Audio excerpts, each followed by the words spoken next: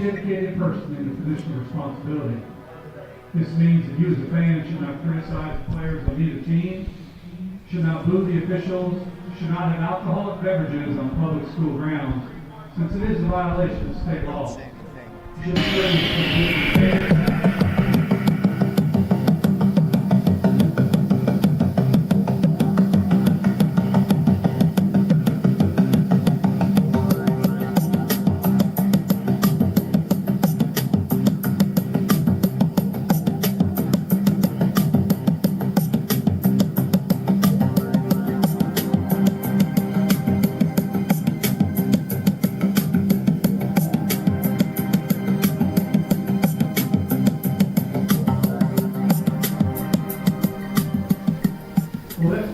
Hi everybody, good Thursday evening to you and welcome to Hall Stadium where Roger Smith, that's me, and Patrick Kinnick, my friend, will be bringing you tonight's action. It's Kempner against Foster. And Patrick, this is a game where neither team has won yet, so they're both desperately wanting to come through with a victory. Yes, and it's one of the proverbial something has to give game, right? Both teams looking for their first win. It's going to be a good game. It's going to be exciting to be here, despite the records. Beautiful night. Roger, I know you have some pregame talks that we want to get to. Yes, we have the Countdown to Kickoff show, and I got some practice for this last week. We had a game between Dulles and Bush, where neither team had won a game. And, you know, it's really tough to be a football coach when you haven't been able to produce the results that you know the students want and the parents want and the administration wants. But sometimes there are good things happening even though you don't have the number that you want in the win column. So, you know, some of the best coaches end up with losing records. You know, only God above really knows who did the best coaching job, because sometimes a certain coach will never lose, but he has the best talent. That's right. And so you just never know. And like you said, some of your best coaching performances might be in seasons where you don't necessarily have the numbers that you're looking for. Good point, Roger. So we'll be talking with Shane Hanks of Foster, and we'll also be talking with Troy DeGar, who is the second-year head coach of Kempner. Shane Hanks is a first-year head coach. And by the way, if it sounds like we're tap dancing out there, our listeners they're very savvy. They know when we are tap dancing, and right now we are, because they're inside the mothership at Vype World headquarters. It's either Suna Venkat or Nate Nunez. Someone is kind of making some adjustments, and I think they have just finished making those adjustments. Our coverage on VypeFortBend.com is brought to you by Archer Volkswagen, First Tyrant Automotive, and by Xfinity. And also we have Tuesday night volleyball. That is presented by the Volleyball School. Roger Smith, Patrick Kinnick, ready to bring you the Countdown to Kickoff show. Kempner taking on Foster. Both teams looking for their first win, and we'll be right back on VypeFortBend.com. Archer Volkswagen showroom is open, and our team's excited to help you. Visit our sales department Monday through Saturday from 9 a.m. to 9 p.m. Or bring your car in for service from 7 a.m. to 7 p.m. Monday through Friday, and Saturdays from 9 a.m. to 2 p.m. We're closed on Sundays to rest and recharge with our families, so we can serve you well through the week. We hope to see you soon. Welcome everybody to the Countdown to Kickoff show. It is Kempner and Foster, and for both teams it's been a rough year.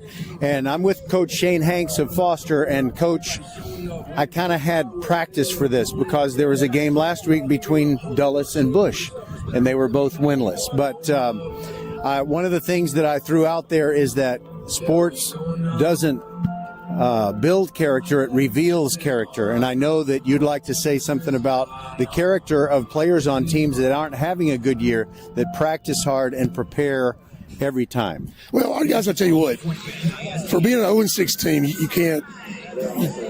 can't see it. So they continue to playing hard, practicing hard. And I told them the other day at practice, if you love the game of football, you're going to continue to play hard, and you're not going to quit. And they haven't been. They've been fighting every week, and it's different. It's not like we're just getting blown out in every ball game. We just make mistakes, and we can't overcome our mistakes. And that's the issue, and that's what's frustrating, is that we just, even like last week against Magnolia West, it was a 10-7 ball game. We're up with 3:29 left to go in the first half. 2 mistakes, we're down 21-10 at halftime. So it's just we're not able to overcome stuff, but the kids are still working hard and playing hard. That's all you can ask. Also, I know that sometimes it can be youth that is the reason why you make some of those mistakes, but also sometimes you can have the injury bug bite you more times than you expected. Are you having some more guys out than you feel like, maybe God ought to take it easy on the injury bug with you this year? Yeah, it has. So we started off with youth and inexperience with a lot of guys, first, playing varsity, but now we're hitting the injury bug. So we had a starting running back go down 2 weeks ago, Coach Welker we thought it was a sprained foot, but now he's going to have surgery on his foot. Had a starting receiver go out the same game, ended up being a high ankle sprain, but you know how those things go. It takes a long time to heal. Backup quarterback tore his knee up. We're missing offensive starting left tackle. He's out tonight with a shoulder injury. Hopefully he'll be back next week. We have another starting tackle that's out because of ejection last week.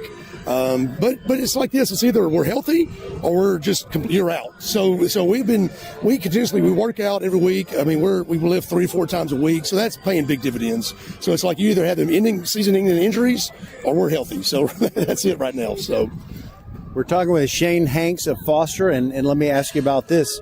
Kempner, you say you've been close in a lot of games. They really haven't been close in their games. Is there something that you've made sure you say to your guys just to make sure, don't take these guys lightly, don't look at scores or anything like that? Yeah, just play the game. They're winless like us, so they're hungry like us too. So we just gotta just play hard and get it done. Oddly enough, we do still have a mathematical chance to get in, but we gotta win. We gotta win. So maybe we can get on a roll tonight, and then hope some other teams lose tomorrow night. That'll help our cause. But just one game at a time from here, and just play hard. Yeah. So you're still mathematically in there, so the winning starts tonight, and then after that, then you've got let's see, I'm not real good at math, but you got 3 more games after that. I was trying to think of a number, not a team. Yeah, exactly. Yeah, if we can find a way to get on a roll and get 4-4, we might can get a chance to sneak on in the back door. So, well, oddly enough, Coach Hanks, I am a math teacher, but I work in A-Leaf, and I didn't have to go to school today.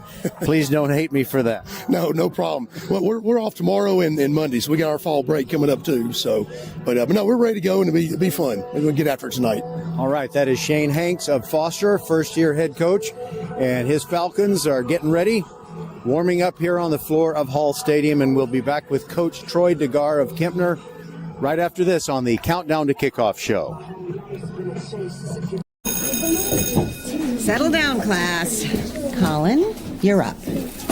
My fellow students, for today's show and tell, I present to you my phone. It's made with glass and an array of precious metals I can't pronounce. It's powered by Xfinity Mobile, so it's fast. Anyway, with Xfinity Mobile, we save hundreds of dollars a year. It's like being in a secret club that's open to everyone, like mathletes or robotics, but for savings. Now, if you all take a handout... Colin, what are these? I'm quizzing the class on the material. Now through December 21st, new customers can get a free line of unlimited mobile plus free text and calling to Mexico and Canada when you get 400 megabit Xfinity internet. It's all included for just $55 a month for 2 years with no annual contract and Wi-Fi equipment included. Call, click, or visit a store to switch today. Requires paperless billing and auto pay with stored bank account. Restrictions apply. Taxes and fees extra. After promo, regular rates apply to internet service and Wi-Fi equipment. Xfinity Mobile requires Xfinity internet. Actual speeds vary and not guaranteed. Welcome back to the Countdown to Kickoff show. It is Kempner taking on Foster on Thursday night here on VypeFortBend.com. We want to remind everyone that we are badly in need of officials for every single sport in UIL, and football is certainly one of them. We're very thankful that Gordon Wong and his crew are here. And Mr. Wong, if you would please introduce the members of your crew as we continue with our Countdown to Kickoff show. Thank you very much. My name is Gordon Wong. I'll be the head referee tonight. My umpire will be Zachary Cruz. My head linesman, Steve Braswell. Line judge, Guy Barney. Back judge, Andre Morgan. Side judge, Corey Collister. And my field judge, Terrence Johnson. Thank you, Mr. Wong, and I'll tell our audience you did that from memory. Didn't have to look at a card because you have the names of your crew written on your heart. Thank you, Mr. Wong, and have a good game tonight. Thank you very much. Don't forget, if you want to be an official, you ought to go to the TASO.org website, and you can begin the application process. You might have fun being an official, and it doesn't have to be football. We need it in all sports. We'll be right back. We're the volleyball school with 3 locations, Katy, the Woodlands, and the newest in Richmond on West Belfort. We have the best developmental volleyball program in Fort Bend. We have the high-level training you need to help you get on the top club and school teams and have fun while doing it. The Richmond facility is at 18120 West Belfort. Visit thevolleyballschool.com and come train with us. Welcome back, everybody, to the Thursday night version of the Countdown to Kickoff show, and we've got Kempner and Foster taking each other on, and it's an important game for both because they're just trying to get into that win column. It has been a tough year for both, but Troy DeGar is the Cougars head coach, and I can tell you, Coach DeGar, there are 14 high schools in Fort Bend County that we pay attention to and cover, and there are 2 more on the way as far as getting seniors and varsity teams. So we really love them all the same. And I say that, it's kind of hard for me to say that because I sent 2 boys to Kempner. Okay. They both graduated from there. But what has it been like with your workouts? I know you got to be proud of your team for preparing and keeping their attitude right. Most definitely. I credit my coaching staff for taking the charge and being responsive to my leadership. And our theme for the year is respond appropriately. And being as young as we are this year, coming in with new systems last year, we knew that we'd take our bumps and bruises with these young guys. But I just knew in my mind, if we can hang together and we can respond appropriately, we can continue to build. Well, I'm going to ask you, Coach, do you ever have maybe a dream about what it's going to be like on that day after a win? Because you see smiles on students' faces. It feels different. There's almost nothing like it. And it would be especially precious for that to happen in a year like you've been having. Have you had any dreams like that? All the time, coming from just a winning pedigree and being such a competitor myself, it never feels good when you look up at the scoreboard and you're on the low end of it. But, we stay positive. We project positivity in our mind. Everything starts with a thought. And then we want to go out and work to accomplish the things that we're saying that we want to accomplish. So enjoy the hunt is our moniker. And so it's the same as trust the process. We want to enjoy the hunt.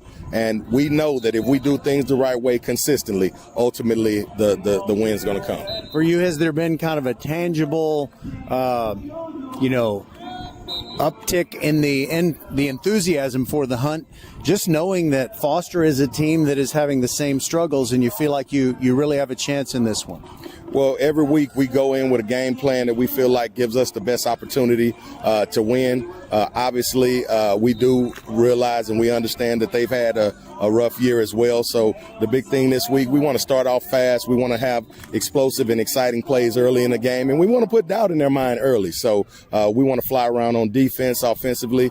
We want to make plays and get those extra yards. And on special teams, we want to flip the field and we want to protect our field position. So those are some of the things that we're going to focus on. I'm excited about the opportunity. The atmosphere is great, although it rained mostly this week. And so we're ready to go. And our final question for head coach Troy DeGar, is there a particular player or maybe a small number of players that you really feel like deserve some praise and you'd like to talk about that individual or those individuals right now? Luke Mack has definitely been a young man that has grown from last year to this year. He's been a big playmaker for us. Defensively, we've discovered a defensive lineman that he was really projected into the role unexpectedly. Samaje Brush, he's really done an excellent job. And I coached over at Yates. I had a AP All-State defensive lineman. He is reminding me of that kid. So Maxon and Brush. Maxon and Brush, yes. All right, Coach DeGar, thanks very much. All the luck in the world tonight. We really wish both teams could win, but then it would be a different kind of sport, and it wouldn't be the one we love, football. All right, thanks for being with us. Thank you.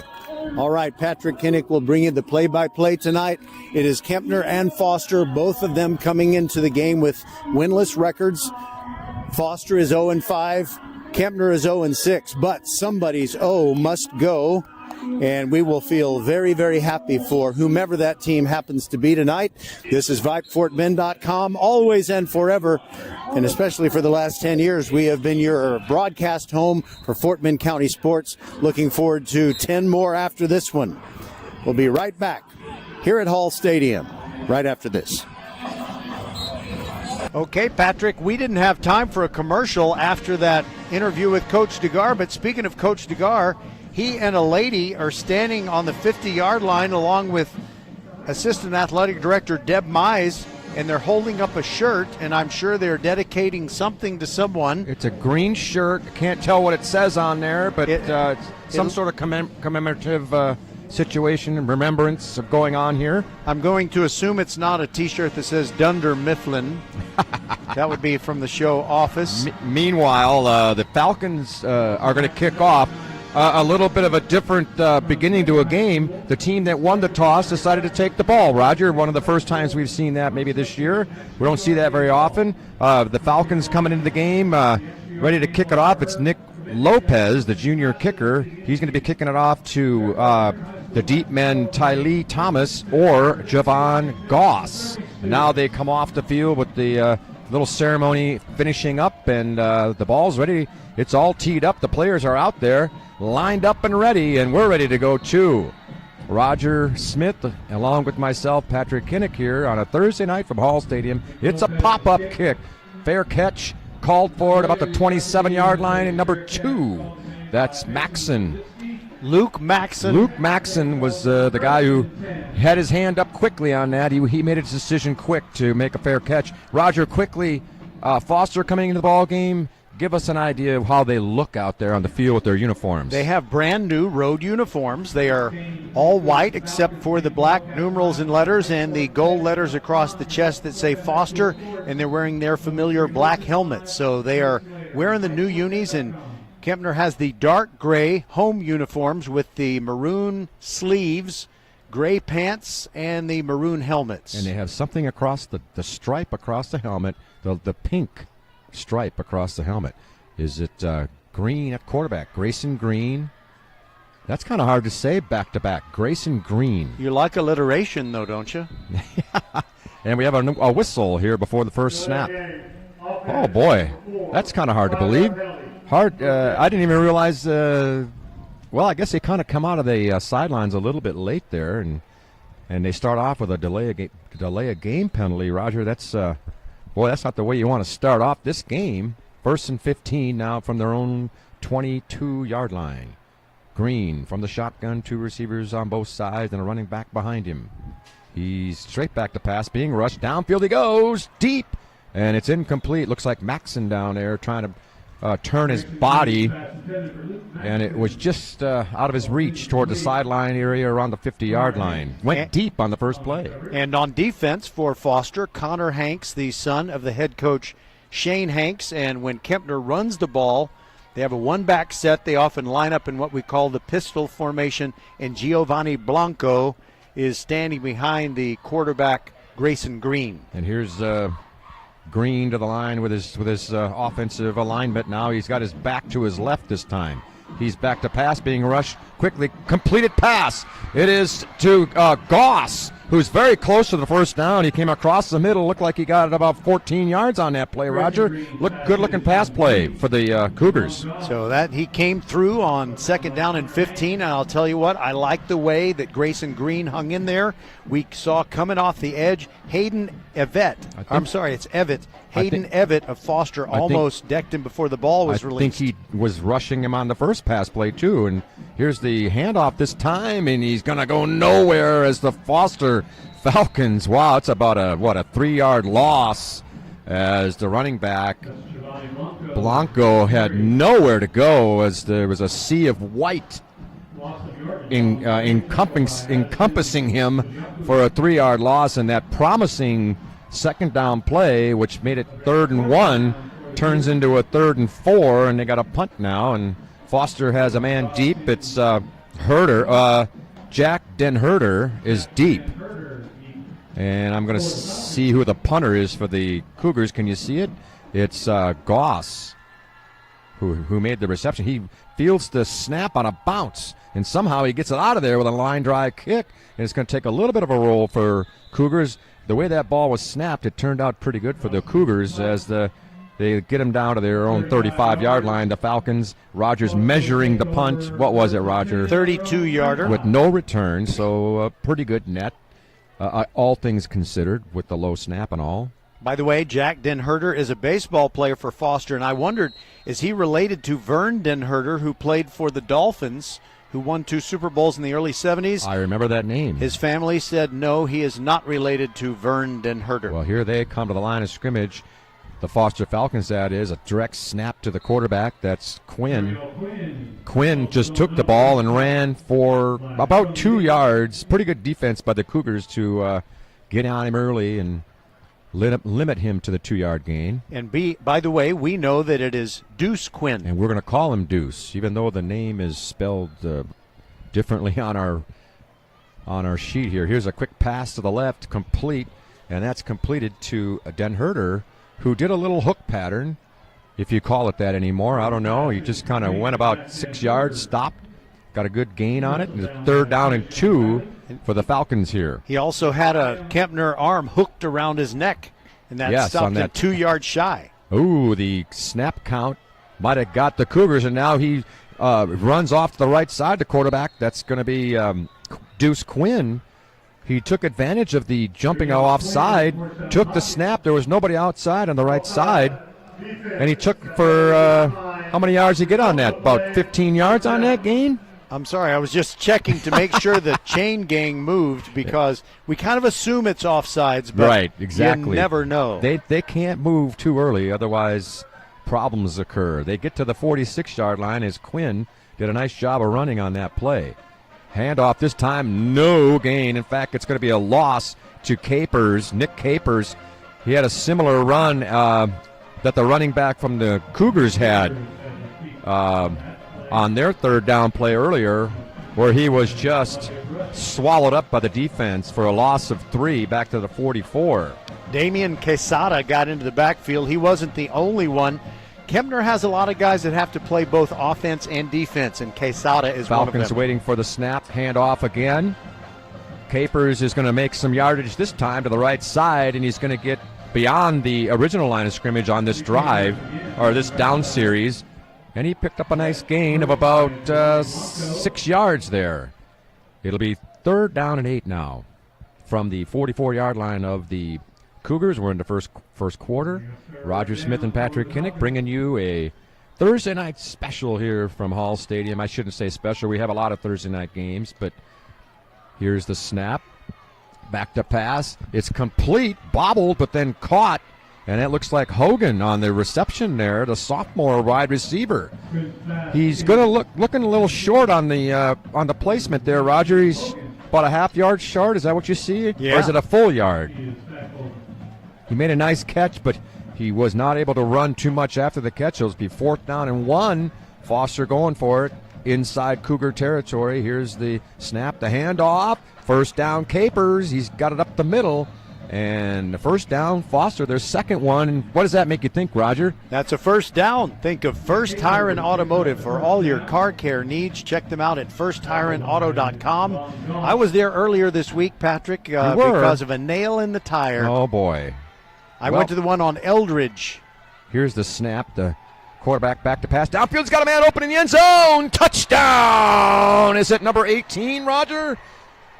That's Humphrey, the junior wide receiver, had a couple of steps on the defender and a great pass from Quinn, put it right in the breadbasket. All he had to do was put his arms around it, and he was already in the end zone when he caught it. And Roger, Falcons are on the board first. Ellis Sansusi and Ty Lee Thomas are kind of talking about what they needed to do different to keep that touchdown from happening, but Foster gets on the board first. And I'm thinking about last week's Dulles Bush game. Both teams were able to, get pretty decent point totals. They scored between them 69 points in the game. Here's Nick Lopez, the kicker, ready for the extra point. Oh, the snap is dropped, but he picks it up and he's going to go in for 2. What a nice play there by Evitt. That was Hayden Evitt. He dropped a snap that wasn't too bad, but he dropped it, had the foresight just to pick it up and run, and he wasn't touched. Maybe he just wanted to score 2 points. Maybe he did. Well, it's 8-0 with 7.5 to play here in the first quarter. We'll be right back. Archer Volkswagen showroom is open, and our team's excited to help you.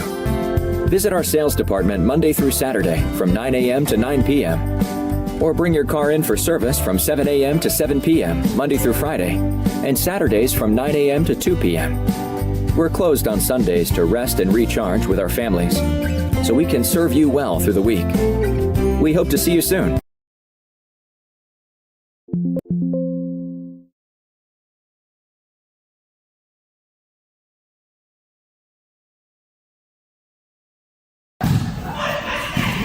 We're the volleyball school with 3 locations, Katy, the Woodlands, and the newest in Richmond on West Belfort. We have the best developmental volleyball program in Fort Bend. We have the high-level training you need to help you get on the top club and school teams and have fun while doing it. The Richmond facility is at 18120 West Belfort. Visit thevolleyballschool.com and come train with us. And the kick is deep. It's bobbled at about the 18-yard line by Thomas, and he is tackled about where he bobbled the ball. It might be marking it at the 18-yard line. It was a pretty good kick, and Tylee Thomas just let it go through his mitts there, and that cost them a few yards there. They'll start this drive on their own 18-yard line. Foster came out with a nice 65-yard drive on their first possession. Unfortunately for Kempner, they were 3 and out. They started off that last drive with a 5-yard penalty, if you remember, and they had a nice second down play, but then the third down play didn't work too well for them. So they're going to try to get on the board here. They're down 8-0. Not where they want to be. They want to get back into it here. Here's the snap. Oh, boy, he was back to pass quickly, but he was just knocked down quickly. Ojaku. Who was the guy? Addison Ojaku. Ojaku came in there, and he just got on his back and put him down to the ground quickly, and it's all of a sudden it's a second down, and we're going to call it 18 yards.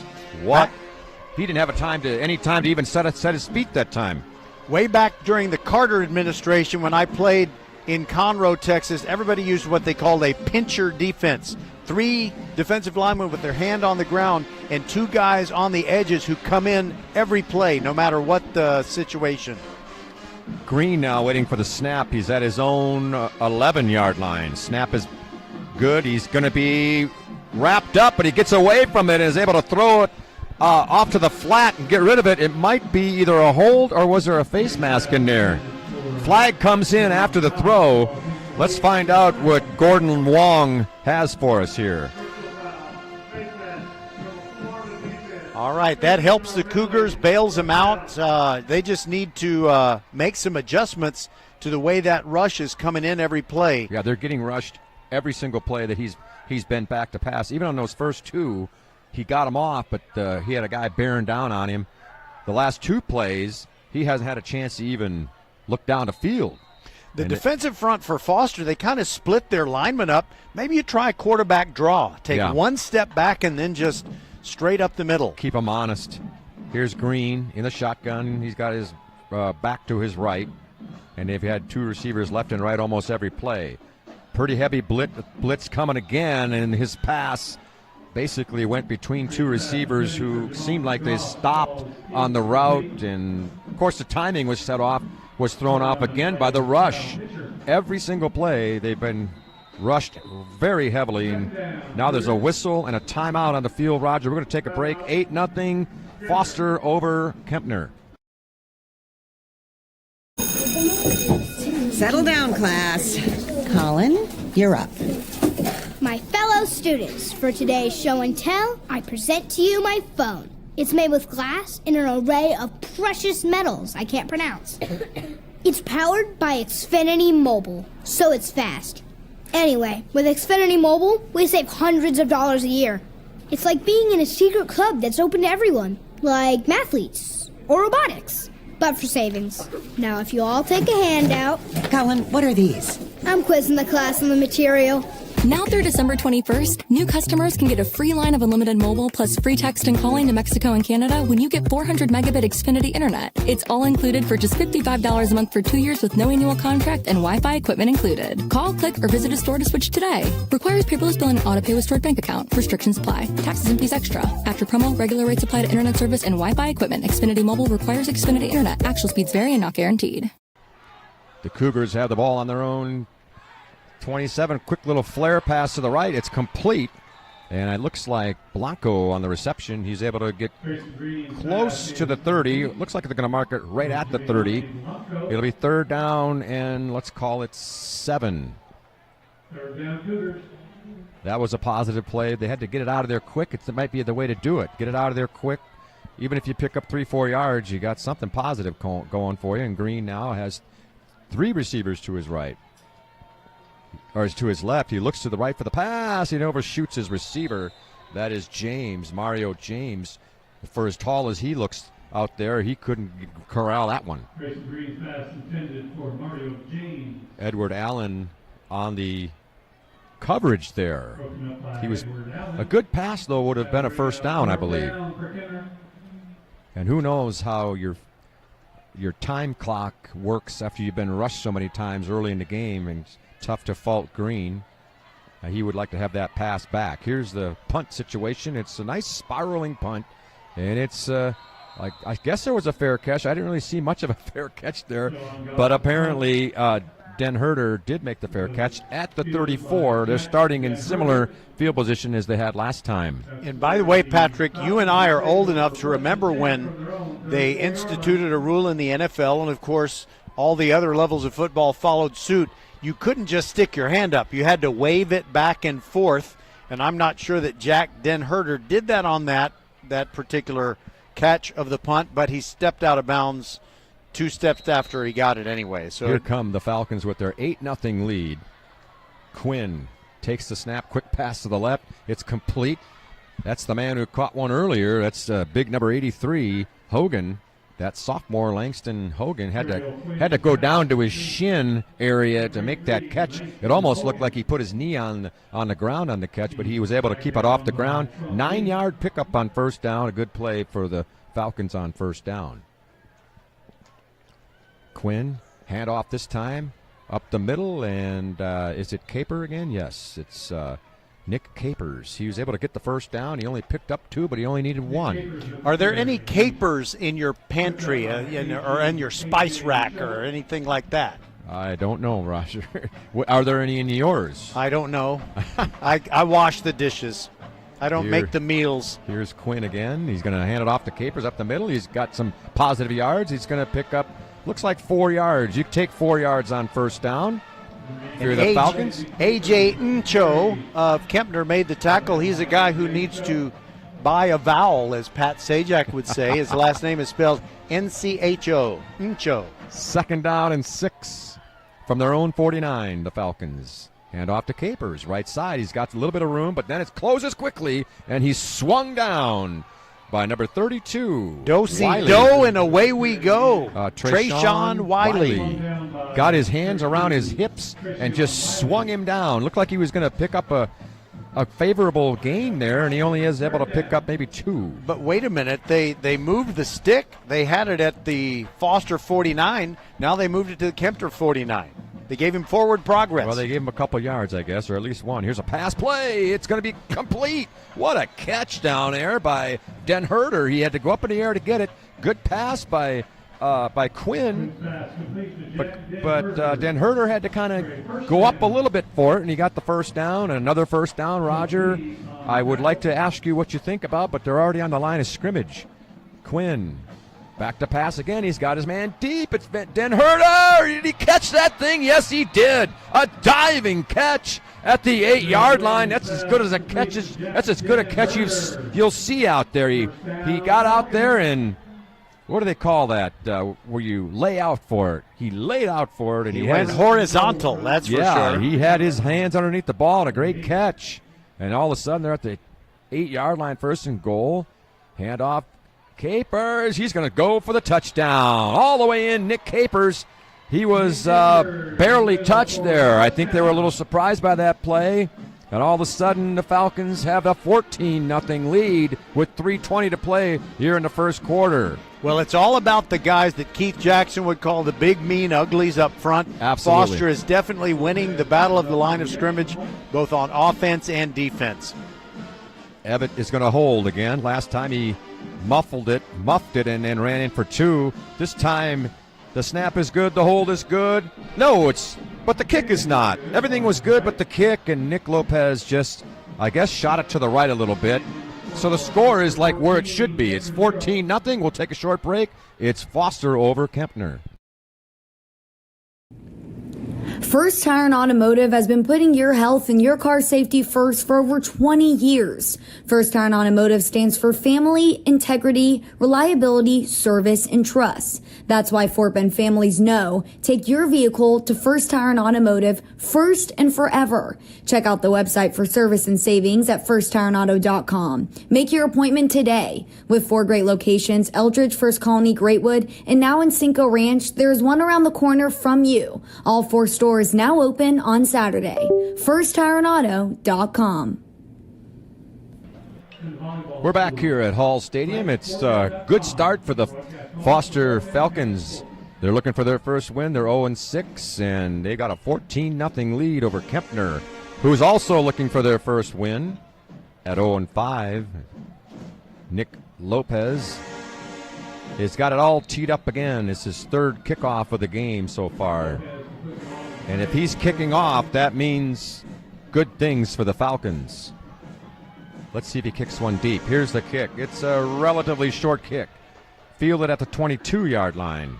It looks like Thomas. No, let's see. Was that Maxon on the reception? And he takes it upfield. Oh, where does he get about the 25-yard line? Yeah, that's Luke Maxon. And he got to right at the 25. 3rd possession now for Kempner. And they've had very little success. They've got to find something to get into the groove here because they're already down by 14. They don't want to get down any further. You don't want to see the defense with the hands on hips. That's body language that tells you that they're discouraged and things aren't going well. They've just got to find that will to, first of all, protect their quarterback. That's the most important thing. Green's got to stay upright. Yep, he's got a man to his left and 2 receivers to the right, 1 to the left. Pass downfield. He lofts it up to the left side. A little contact over there, and there's going to be a penalty marker. I think it's going to be defensive holding or interference. But they were. He had his hands all over him. Mario James was the intended receiver, and of course, no defensive back ever says, "Yeah, I'm guilty. You got me." They're going to talk about it a little bit here, but from where we're sitting, it looks like it would be defensive pass interference. And the way they're looking, they're going to march it off. Here's the call from Gordon Wong. Holding on the defense, number 0. Automatic first down. So I guess he called the hold before the pass. It could have been interference. I guess he was holding it before the ball got there. And the guilty party was Avery Milligan. He's very happy that you were able to mention his name for that, I'm sure. Here's the snap from the 35. Completed pass left side. It's number 11, I believe. Is that James, Mario James on the reception? He's the go-to guy in the passing game for and it's Kempner. close to a first down. It's a 9-yard gain. That's the kind of play they need, a quick pass play before the rush gets in there. And if they can be successful on that kind of play, they're going to get that offense moving. Green now checks for the play call. He's got 3 receivers to the right, 1 back to him with him, and that's Blanco in the backfield with him. To the left side, he's got Mario James by himself. 2nd down and 1. claps his hands. Quick pass, and it's going to be, oh boy, he had been better off letting that one go. It must have hit the ground. Javon Goss had no chance really on that. It was a low pass, and Green would like to have that one back. Well, he had no chance to go anywhere with it. He made the catch, and like you said, better off maybe if he had dropped that one instead. Well, it's, apparently, wait a minute, they say it's incomplete. I think he must have he must have scooted on the ground before he had his hands on it, so that's actually a good thing for the Cougars. 3rd and 1. The last time they had 3rd and 1, they lost 3 yards. See if they can pick up this 3rd down here with 2:15 to play in the first quarter. Hand off. He's going to get that first down. Good job of running there.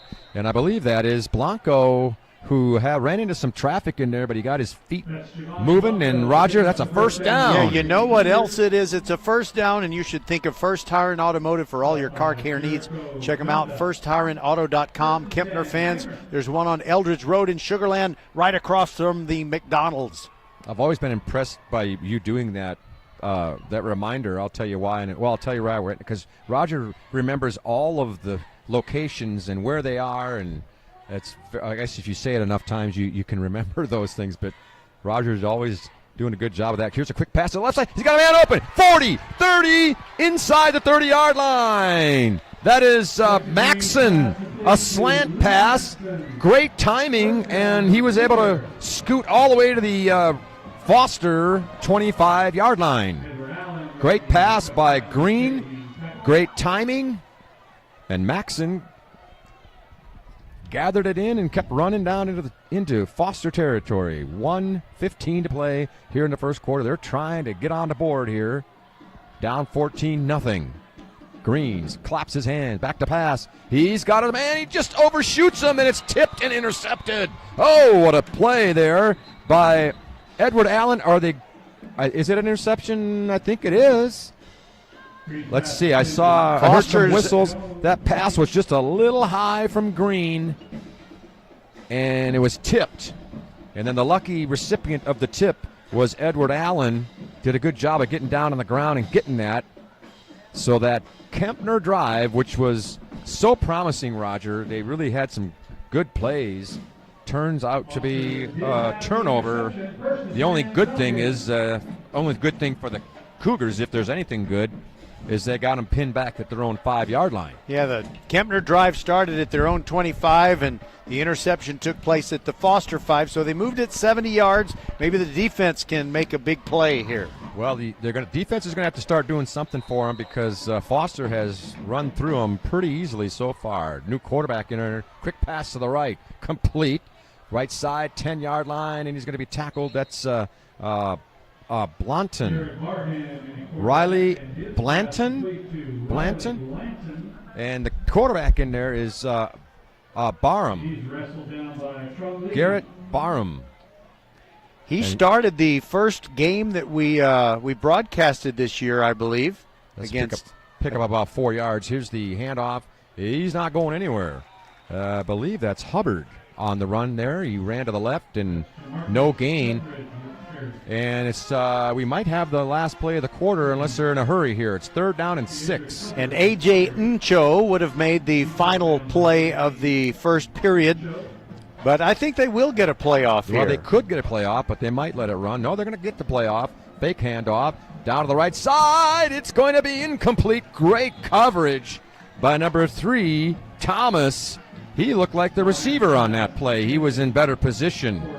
And it'll be a 3-and-out. So Kempner's defense came through, bouncing back after they got that interception. They needed that defensively for a little bit of confidence. They're going to force the punt. They're going to get good field position. This will be the last play of the quarter unless there's a penalty. And it's going to be a punt. By the way, I hope number 20 doesn't return the punt because there's no number 20 on our Kempner roster. We've run into that a few we hate times. it when we can't give the name of whoever's doing something. And I can't read the number for the punter. Is it number 3? Lopez, I think. Looks like Lopez, yeah, the kicker. Nice kick. Spiraling to the 50, and it gets a good Foster roll. Wow, all the way to their 41-yard line. That's a really good punt. Well, we've played one quarter here from Hall Stadium. The score, Foster 14, Kempner nothing. Archer Volkswagen showroom is open, and our team's excited to help you. Visit our sales department Monday through Saturday from 9 a.m. to 9 p.m. Or bring your car in for service from 7 a.m. to 7 p.m. Monday through Friday, and Saturdays from 9 a.m. to 2 p.m.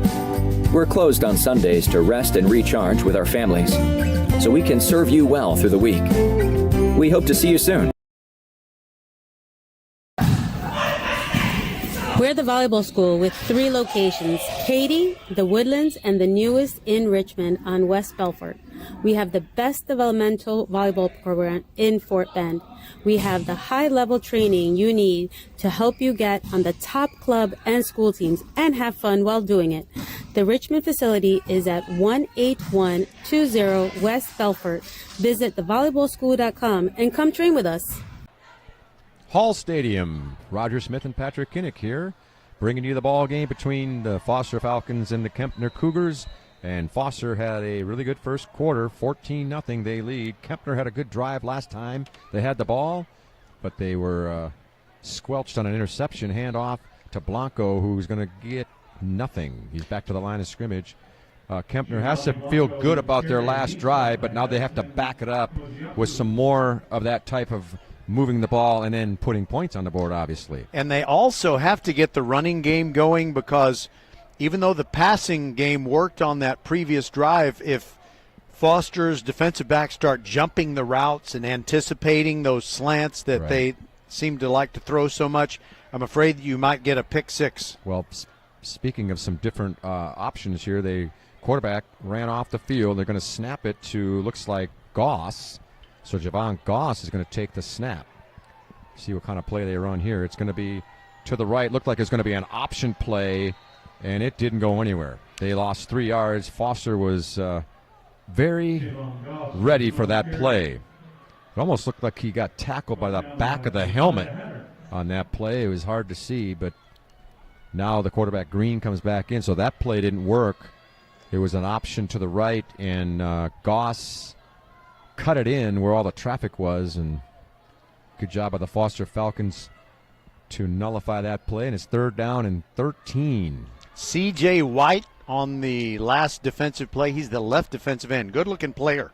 2 receivers on each side for Green. He claps, gets the ball, and he's rushed quickly, and he's down. Guess who? C.J. White. C.J. White again, number 8. How fast was he in on that play, Raj? I mean, he came shooting through there. Again, Green, he can't even set his feet. He tried to get out of it, and there was nowhere to go because White had a good firm grip on him and wouldn't let him go. Trung Lee looks like he's going to be kicking it here. Is that who the Maybe kicker? it's Goss. I'm sorry. My bad. I think it's Goss. He's rushed, and he's contacted a little bit on the kick, but not enough for a penalty. Somehow he got a pretty good kickoff on that. It almost hit one of the Foster players rolling around there. You could hear the coaches over there, get away, get away. And it turns out to be a decent kick. Foster will take over at their own 37, up 14-0, and trying to add to that lead. By the way, Patrick, tomorrow night right here at Hall Stadium, starting at 6:45 with the Countdown to Kickoff show, we have a District 9 5A Division II. I love it to watch you cringe when I say those long titles of districts. Right. It'll be Marshall taking on Texas City, and then on Saturday afternoon at 12:45, it is Travis against Clements. Where is that game?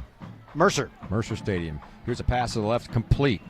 And he's going to get too close to first down yardage. That looks like it's Den Herder again. No, actually, it was Den Herder blocking right out in front of the play, and Daniel Humphrey caught it.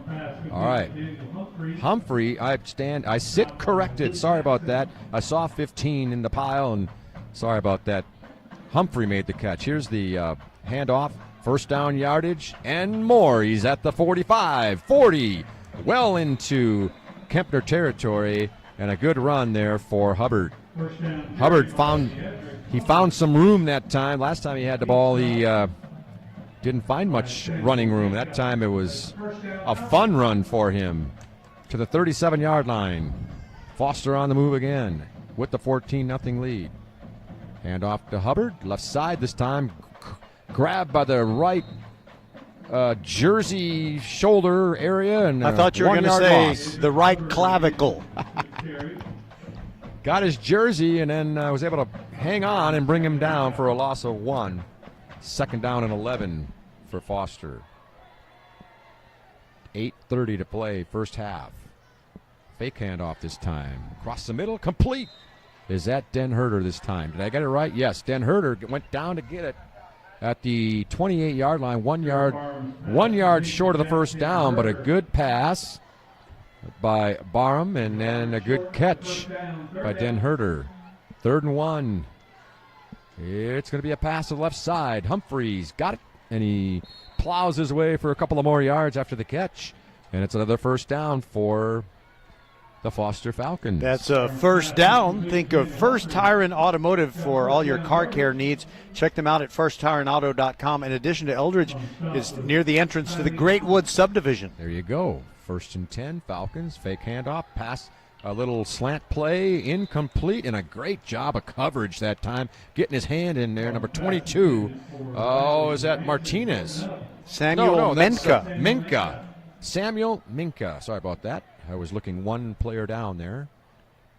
Yeah, he had looked like it was going to be a good play for the Falcons, but Minka was able to swat it out of there.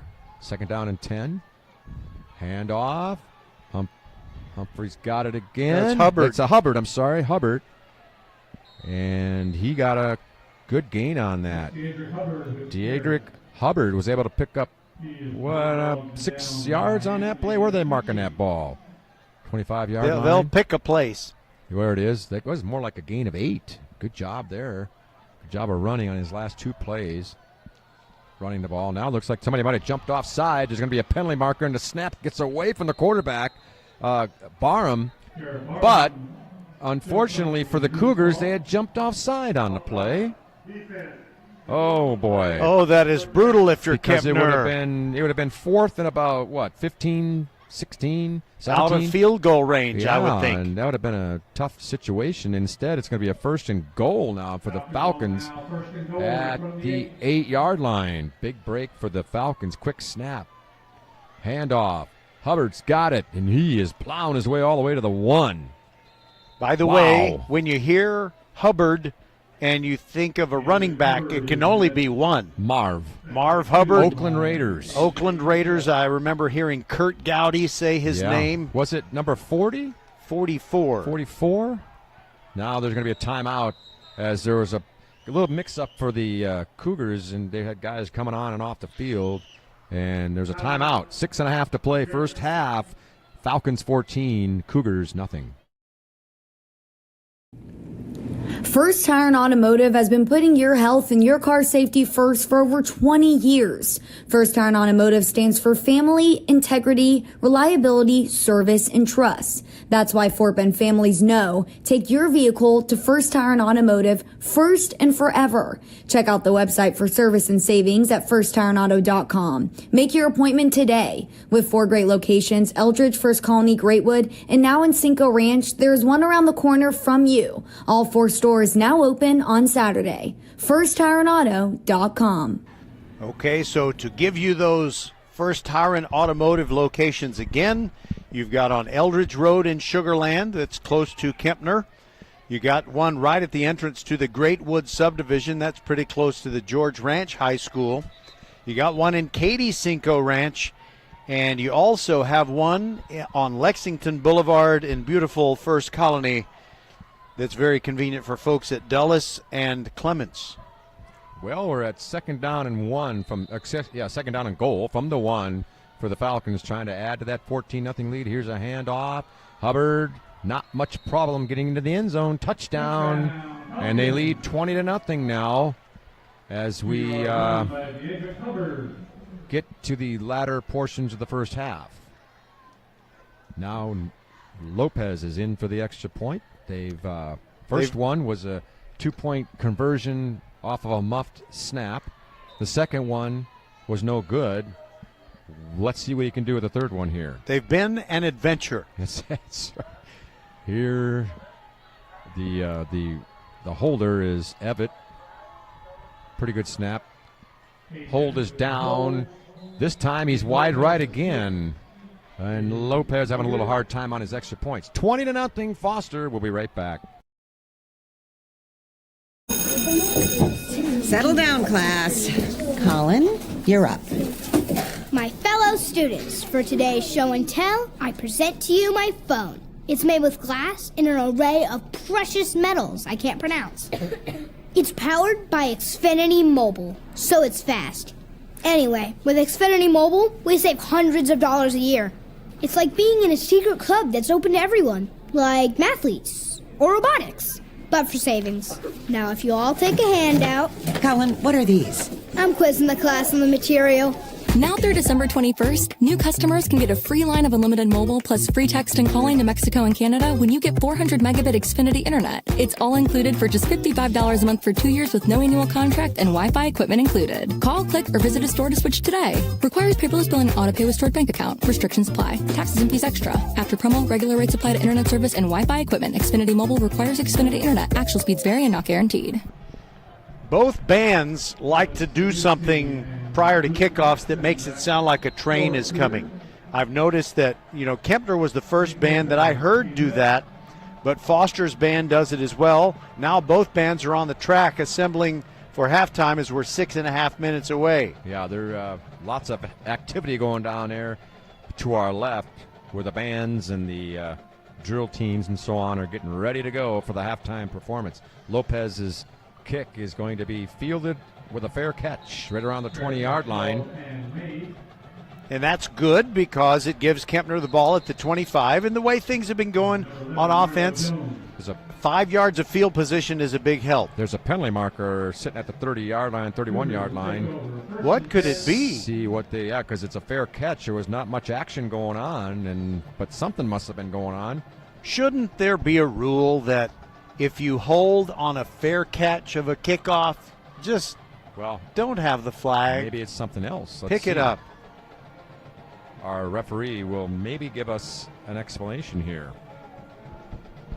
Dead ball, personal foul, number 91. Oh, my goodness. Kempner, half of this to go, first down. Well, I guess that was one they had to call. There must have been something going on. It what was is the personal foul? I don't know what it would be. Oluwabukola Danmola. Oluwabukola Danmola.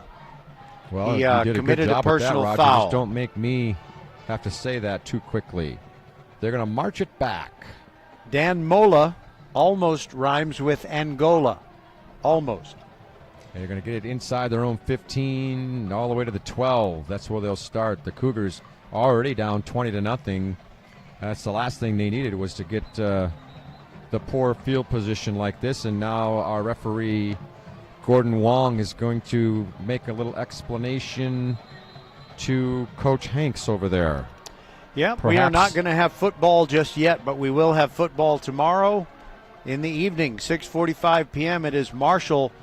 They had a nice bounce-back win after losing to Port Neches Groves on the 22nd of September. Tomorrow night, it's a tough game against Texas City. The Stingarees have only lost one game, and, Marshall doesn't have, and this is a good thing, that they have good district competition now. And is Mr. Wong still talking to the coach? Now he wants to talk to the Kempner head coach. Okay. He wants to clarify it with both coaches, and he wants to verbalize it personally to both coaches. And I'm not sure what it is. If it has something to do with the placement of the ball, I'm not sure what it is. Yeah, well, if the fair catch was made at the 20 and it was half the distance, then it would be at the 10. But I guess we put it at the 12.5 because the penalty is assessed from the 25, which is where you get the ball when you fair catch a kickoff inside the 25. Right? That sounds good, Roger. I'm going to go with it. The bottom line is the ball's at the 12. And it's 1st and 10 Cougars with 6.5 to play here in the first half. They have struggled on offense. One good drive promising that ended with a tipped pass interception. Green rolls to his left, and he was rushed heavily again. His pass attempt to, how do you say that name? Which one? Number 81 for the Kempner Cougars. Oh, it's easy. Sean Salisbury. No, I'm sorry. Wrong roster. Achuma? Chinadu Achimua. Chinadu Achimua. Chinadu Achimua. And if you haven't figured it out by now, Roger is the pronunciation guy. He's much better at that than I am. Usually I know what to say, but when I don't, I just try to sell it. Well, you do a good job of that. Well, anyway, it was incomplete. He was open over there, but the pass was a little low because of the three men who were rushing the quarterback. Here's a little pitch in front, a little like a shovel pass, and it's going to gain of about 2, maybe 3. That's Goss. Javon Goss came across the formation, and he was able to get to the outside. I think he picked up, let's see, where are they going to mark that ball? He picked up 7. Well, I didn't realize there were 6. Well, the guy, the yard, the stick went all the way to the 17-18. The stick guy wasn't in the right spot. Now it's only 3 yards. Yeah, 3-yard gain. Third down, 7. And Jamarcus Etheridge made that last tackle. Great sprinting speed, side to sideline. Green has the snap. I think they have an offside. They got a free play. Green running to his left. Downfield he goes. The pass is complete. Is he in bounds? Yes, he's in bounds. The side judge gave us the signal, and I believe that play will stand because I think Foster had jumped offside. It's a first down. Think of First Tire and Automotive for all your car care needs. Check them out at firsttireandauto.com, and that they didn't need that penalty. They converted it. Nice execution right by the sideline.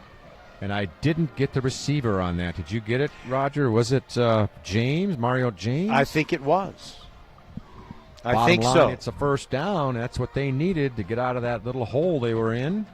First down at the 30 with 5:50 to play here in the first half. They could really use a score, obviously. To the left, complete, and he's still on his feet, still going, twisting and turning. That's Thomas. Made the catch, was contacted, lost his balance, spun. Somehow he kept his footing, and he was able to pick up, looks like 12 yards. First down. And that's a first down. Think of First Tire and Automotive for all your car care needs. Check them out at firsttireandauto.com. And I'm going to be there tomorrow. I've got this light showing up on my dashboard. I don't know. They got to figure it out. They got to diagnose it. Green has his snap. Back to pass. He's downfield. It's going to be incomplete. It was tipped. And Thomas almost had the ball, and he almost had the tip as well. But pretty good coverage there by the Foster Falcon defense. Yeah, Kalen File got his hand in there, but you know who was disappointed with the outcome of that play? Luke Maxon was thinking, you should have thrown it to me. I was running down the hash marks. I was open. He looked like he might have been pretty open there, but he opted for the shorter pass. Here's the second down 10 play with Maxon in motion across the formation. Green, rush, screen play, good call, and a good defensive play. Otherwise, that might have gone the distance as Blanco took it. He's able to get about 7 yards, but from behind, was that White again? Man, is he all over the field. Now he's limping a little bit. Hopefully he's all right. He might have turned his ankle, but he's not going out of the ball game. Now a whistle, and do we have a timeout here? Timeout on the field. It's an official timeout because injured player, Blanco, down there. But he pops right back up because Kara Sylvester, for many years, is the head athletic trainer at Kempner, and he got right to his feet, but he's walking slowly to the sideline. Let's take a quick break, Patrick. We'll be right back on VypeFortBend.com. We're the volleyball school with 3 locations, Katy, the Woodlands, and the newest in Richmond on West Belfort. We have the best developmental volleyball program in Fort Bend. We have the high-level training you need to help you get on the top club and school teams and have fun while doing it. The Richmond facility is at 18120 West Belfort. Visit thevolleyballschool.com and come train with us. Big third down and 3 for the Cougars. Back to pass. Penalty marker on a play. Maxon has it down at the 40-yard line. I think it's going to be another first down. I think Foster was offside. They took that play on a nice slant pass. Maxson fielded it at around the 45, was able to get 7 more yards all the way down to the 38. And the Cougars are moving the ball. This is the second time now tonight that they've had a nice drive. Unfortunately for them, the last time they had that good drive, they had a tip pass interception. Now they're on the move again with 4 minutes and 20 seconds to go here in the first half. They desperately need some points. Green back to pass. He's got a man open in the seam. Complete. Thomas. I believe that's Thomas. That's Goss. I'm sorry. It's Javon Goss on the reception. Nice pass by Green. He had Goss in the seam, and he was open. And a good pickup all the way down to the 20. 17-yard gain. 18-yard gain. Quick handoff on that play, and it's going nowhere. Number 20 is not on our roster, Roger. This is what you mentioned earlier, I believe. When the assistant coaches go down out of the press box for halftime, I'll grab one of them by the sleeve and say, who is number 20? Just don't do a horse collar. Whatever it takes, Patrick. Second down and 12. That play kind of stymied them a little bit. Let's see if they can bounce back. Second down and 12 from the 23-yard line of the Falcons. Let's call it the 22-yard line. Green has his play. Got 2 receivers to his right, 2 to the left. Got a back in the backfield with him. Looks left. Slant pass. Oh, I was going to say complete, but it was a little bit behind Maxson. I think he wished he would have had that again. And he got his about that one. Got his hands on it, but it was a little behind him. Green would have liked to have led him. If he had, that might have been a touchdown. 3rd and 12 now. And I hate to keep saying it, but the Cougars, to stay in a ball game, really need some points here. Trailing 20-0. 3:16 to play here in the first half. And I think this is 4-down territory. What do you got to lose? Well, that's true. Claps his hands. Green's got it. He's got a man open again across the middle. It's Goss. A little kind of a short post pattern. But it's he's going to be short of the first down by about 4 yards, 5 yards. And like you said, Roger, 4-down territory, 4th and 5. And again, this is a big play for the Cougars if they could keep this drive alive. And Kempner hasn't needed it on this drive, but Green might as well try the hard count, get him to jump. That would give him a first down. He probably will try that. Clap. Well, he didn't try it. Really quick clap. Pass complete. And it's going to be a touchdown. Javon Goss. They have hit they found a seam on the left side. They hit him again. And that time he was able to catch it and then scamper in the rest of the way. He ran about 10 yards after the catch for the touchdown. Just what the Cougars needed. 20-6 now. That is an Archer Volkswagen touchdown scoring drive and a beauty. Kempner kept the ball for 13 plays. They used 3 minutes, 56 seconds. It's an 88-yard drive. Started at their own 12-yard line, and Javon Goss with the touchdown catch from Grayson Green. Chavez is going to try for the extra point. Low snap. And Chavez has to try to carry it himself, and he is pile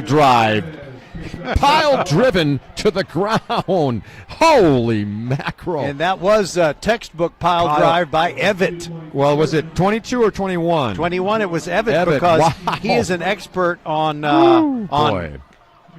extra point after touchdown kicks. Oh, that's right. He either holds them or he picks up the kicker and pile drives I mean them. to tell you, well, anyway, it's 20-6 now. We'll take a short break. Archer Volkswagen showroom is open, and our team's excited to help you. Visit our sales department Monday through Saturday from 9 a.m. to 9 p.m. Or bring your car in for service from 7 a.m. to 7 p.m. Monday through Friday, and Saturdays from 9 a.m. to 2 p.m. We're closed on Sundays to rest and recharge with our families, so we can serve you well through the week. We hope to see you soon. First Tire and Automotive has been putting your health and your car safety first for over 20 years. First Tire and Automotive stands for family, integrity, reliability, service, and trust. That's why Fort Bend families know take your vehicle to First Tire and Automotive first and forever. Check out the website for service and savings at firsttireandauto.com. Make your appointment today. With 4 great locations, Eldridge, First Colony, Greatwood, and now in Cinco Ranch, there's one around the corner from you. All 4 stores now open on Saturday. firsttireandauto.com. We're back here at Hall Stadium. The Cougars got a much-needed drive and a touchdown to make it 20-6. And Chavez, who was just tackled rudely on that extra point, is going to be the guy kicking off. He's got Hubbard deep for the Falcons, and I believe it could be Etheridge as well, if I'm reading the numbers right.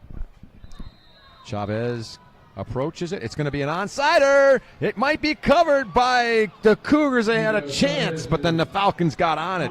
Boy, that was a good kick in terms of the amount of bounces it took.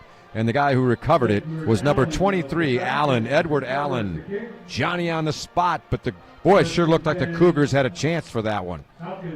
A little bit of a surprise there on the onside kick late in the first half. 2.5 to play here in the first half, where the Falcons lead 20-6. Roger, we have had no extra points kicked tonight. We've had 4 attempts on the extra point, and we've had a muff snap for a 2-point play, a muff snap for a pile drive tackle, and then 2 kicks that went wide to the right.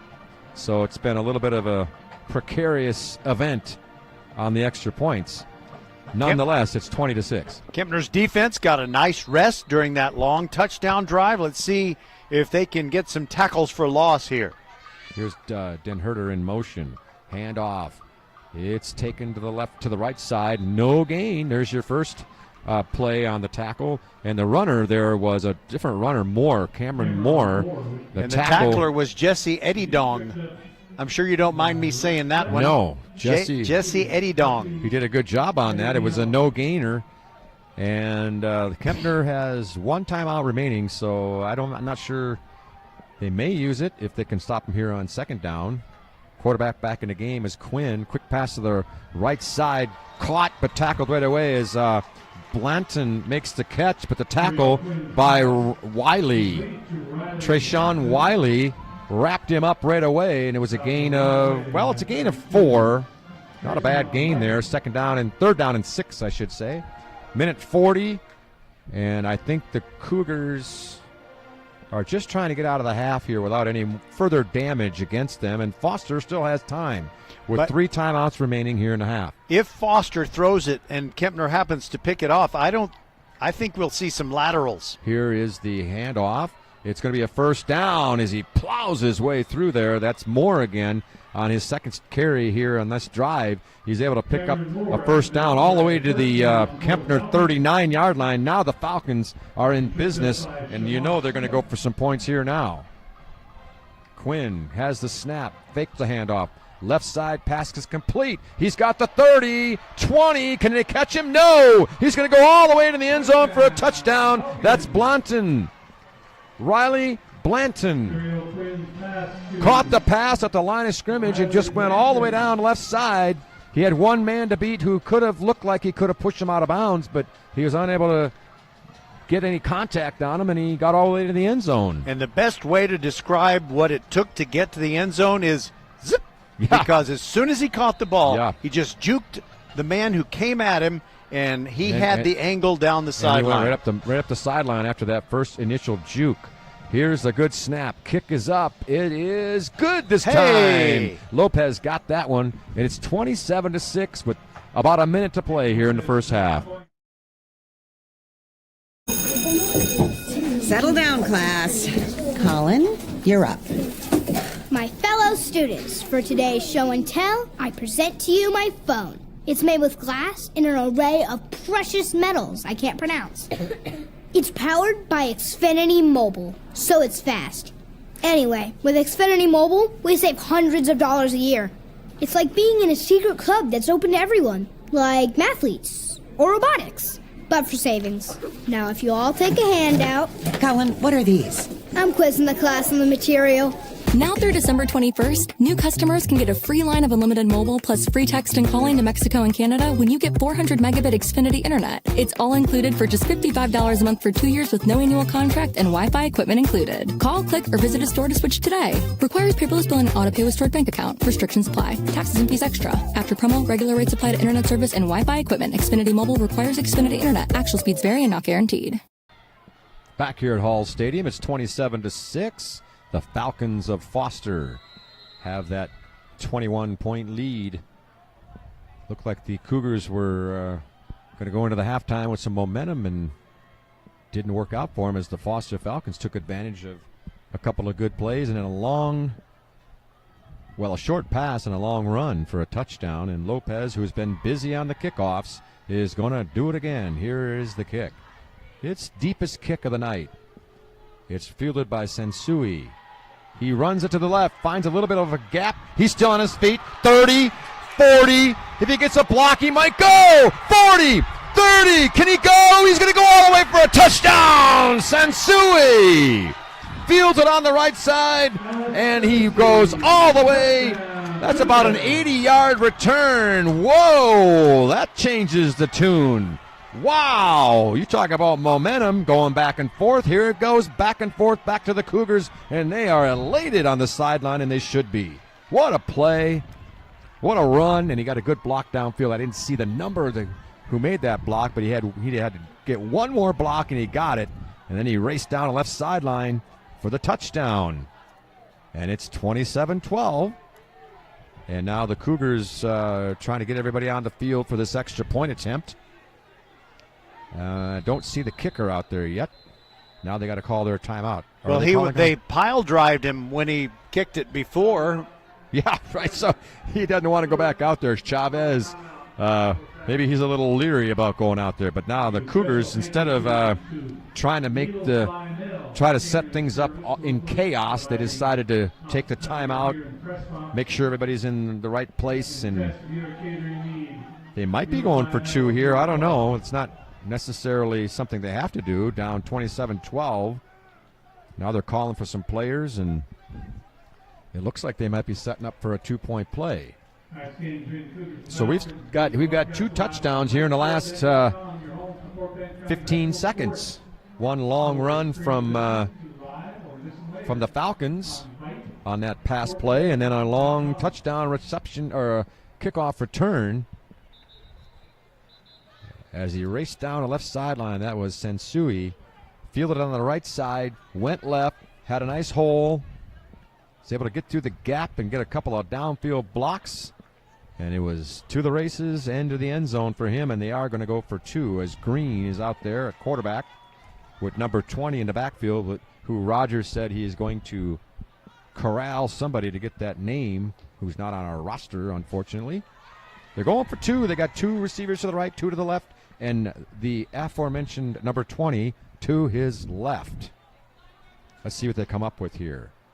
Green claps his hands back to pass, and it was gonna be a little flare pass to number 20, but the ball was tipped. Did you see? It wasn't White again who tipped that ball. It sure was. C.J. White. He has been all over the field, and that 2-point play does not work for him, and it's 27-12. We'll take a short break. 43 seconds to play and a half. First Tire and Automotive has been putting your health and your car safety first for over 20 years. First Tire and Automotive stands for family, integrity, reliability, service, and trust. That's why Fort Bend families know take your vehicle to First Tire and Automotive first and forever. Check out the website for service and savings at firsttireandauto.com. Make your appointment today. With 4 great locations, Eldridge, First Colony, Greatwood, and now in Cinco Ranch, there's one around the corner from you. All 4 stores now open on Saturday. firsttireandauto.com. So Kempner, if they can keep Foster off the board in these final 43 seconds of the first half, it'll be a 2-score game going to the third quarter. Kempner will have to kick off. You're right. At the beginning of the third. They chose to receive. Chavez will kick it now, and he's last time he kicked an onside kick. This time it's a floater to about the 22-yard line, received by the Foster Falcons. He's got a gap. He might go all the way. It's going to be back-to-back touchdowns on kickoffs. Unbelievable. That's Smith. Lawrence Smith with the kickoff return all the way in. That's a 77-yard kickoff return. Unbelievable. Back-to-back kickoffs. Rogers taking a deep breath here as the Cougars looked like they were ready to go into halftime, feeling pretty good. Falcons were down a little bit. They come back with a kickoff return. Unbelievable. Back-to-back. Well, could you possibly see back-to-back-to-back? I got a feeling they're going to see a squib kick or something coming up from the Falcons. Here's Lopez, who's had a couple of misses on his extra point, but his last one was good, and this one looks pretty solid. It's all the way through. We're taking a short break. It's 34-12, Falcons. There was no Archer Volkswagen touchdown scoring drive necessary on that one because both teams have scored on kickoff returns. Nevertheless, we'll be back after this from Archer Volkswagen. Archer Volkswagen showroom is open, and our team's excited to help you. Visit our sales department Monday through Saturday from 9 a.m. to 9 p.m. Or bring your car in for service from 7 a.m. to 7 p.m. Monday through Friday, and Saturdays from 9 a.m. to 2 p.m.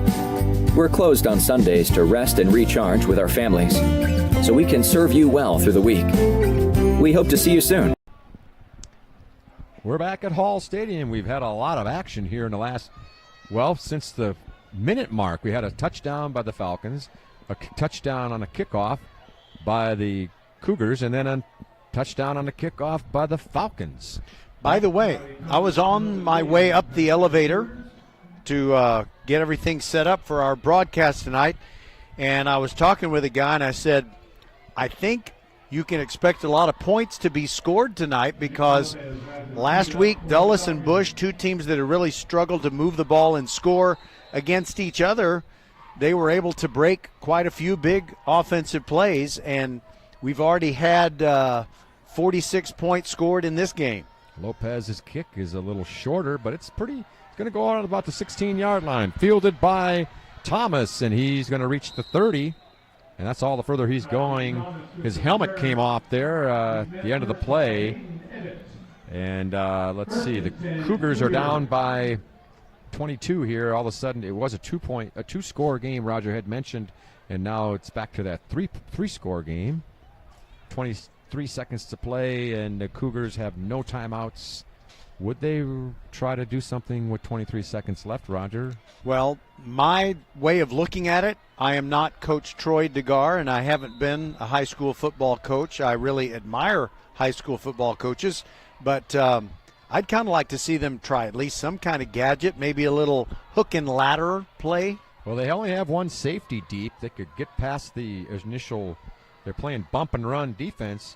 Here's Green being rushed out of the pocket. He tried a little shovel pass out of there. And he didn't get it to the line of scrimmage. But he was hit on the pass, so maybe they're going to allow that to happen. Otherwise, we were both wondering if that'd be a what do you call it? Intentional grounding. Intentional grounding. I just couldn't get the words out of my mouth, and they're not going to call it. I guess they feel like his arm was hit on the throw, I guess, and so it's 2nd down and 10. Bump and run coverage again. They're right on top of the receivers. They're going to go deep. It's going to be incomplete. Almost caught down there by James. Mario James leaped up there for that one and couldn't quite bring it in. And it's 3rd down now and 10 with 10 seconds to play here in the half. Mario James would have to be Super Mario to have caught that one. By the way, is that old news or what? I mean, Super Mario was such a popular video game.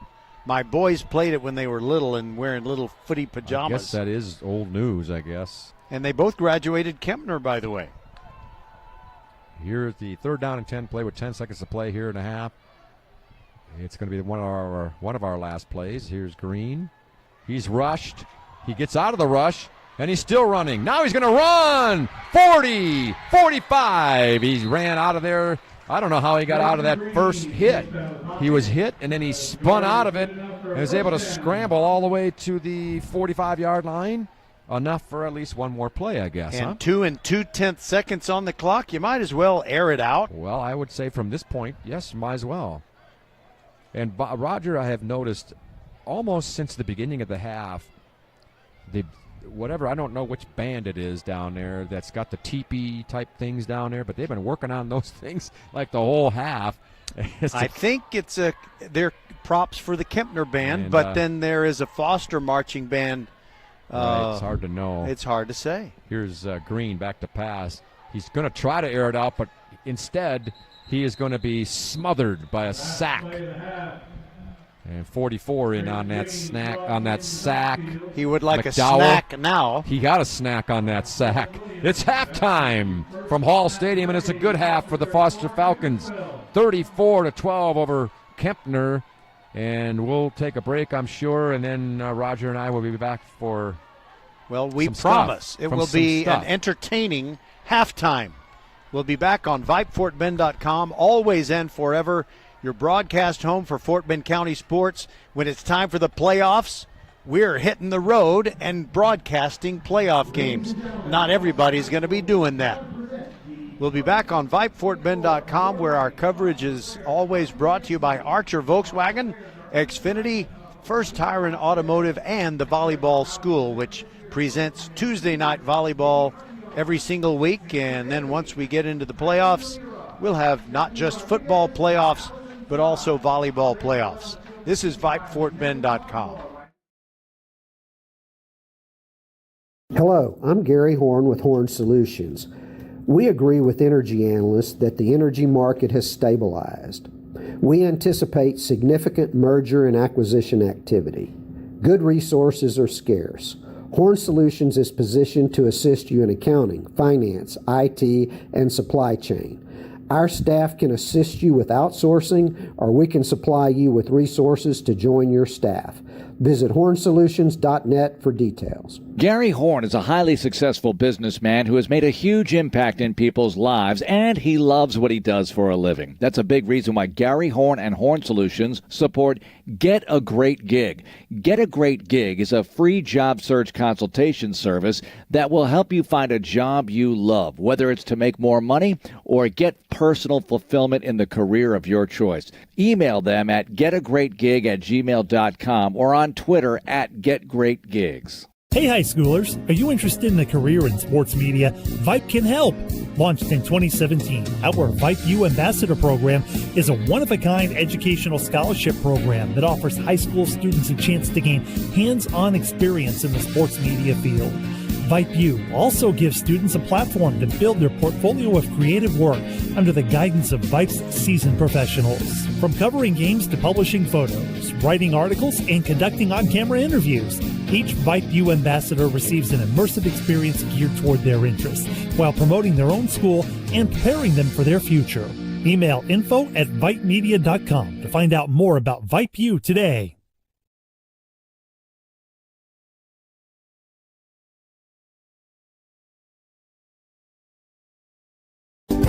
Archer Volkswagen showroom is open, and our team's excited to help you. Visit our sales department Monday through Saturday from 9 a.m. to 9 p.m. Or bring your car in for service from 7 a.m. to 7 p.m. Monday through Friday, and Saturdays from 9 a.m. to 2 p.m. We're closed on Sundays to rest and recharge with our families, so we can serve you well through the week. We hope to see you soon.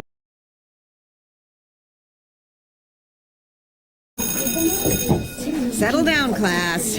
Colin, you're up. My fellow students, for today's show and tell, I present to you my phone. It's made with glass and an array of precious metals I can't pronounce.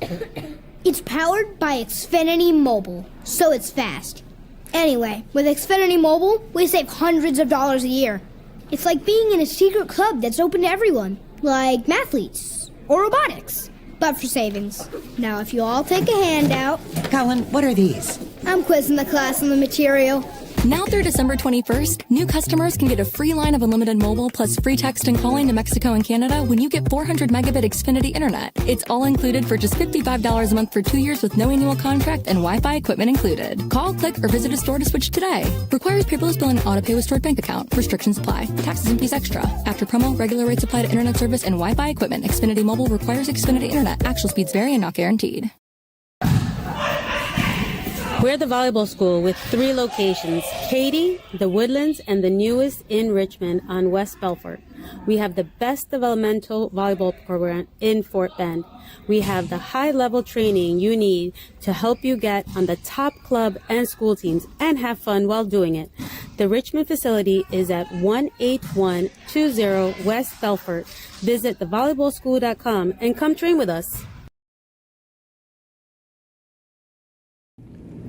First Tire and Automotive has been putting your health and your car safety first for over 20 years. First Tire and Automotive stands for family, integrity, reliability, service, and trust. That's why Fort Bend families know take your vehicle to First Tire and Automotive first and forever. Check out the website for service and savings at firsttireandauto.com. Make your appointment today. With 4 great locations, Eldridge, First Colony, Greatwood, and now in Cinco Ranch, there is one around the corner from you. All 4 stores now open on Saturday. FirstTireandAuto.com.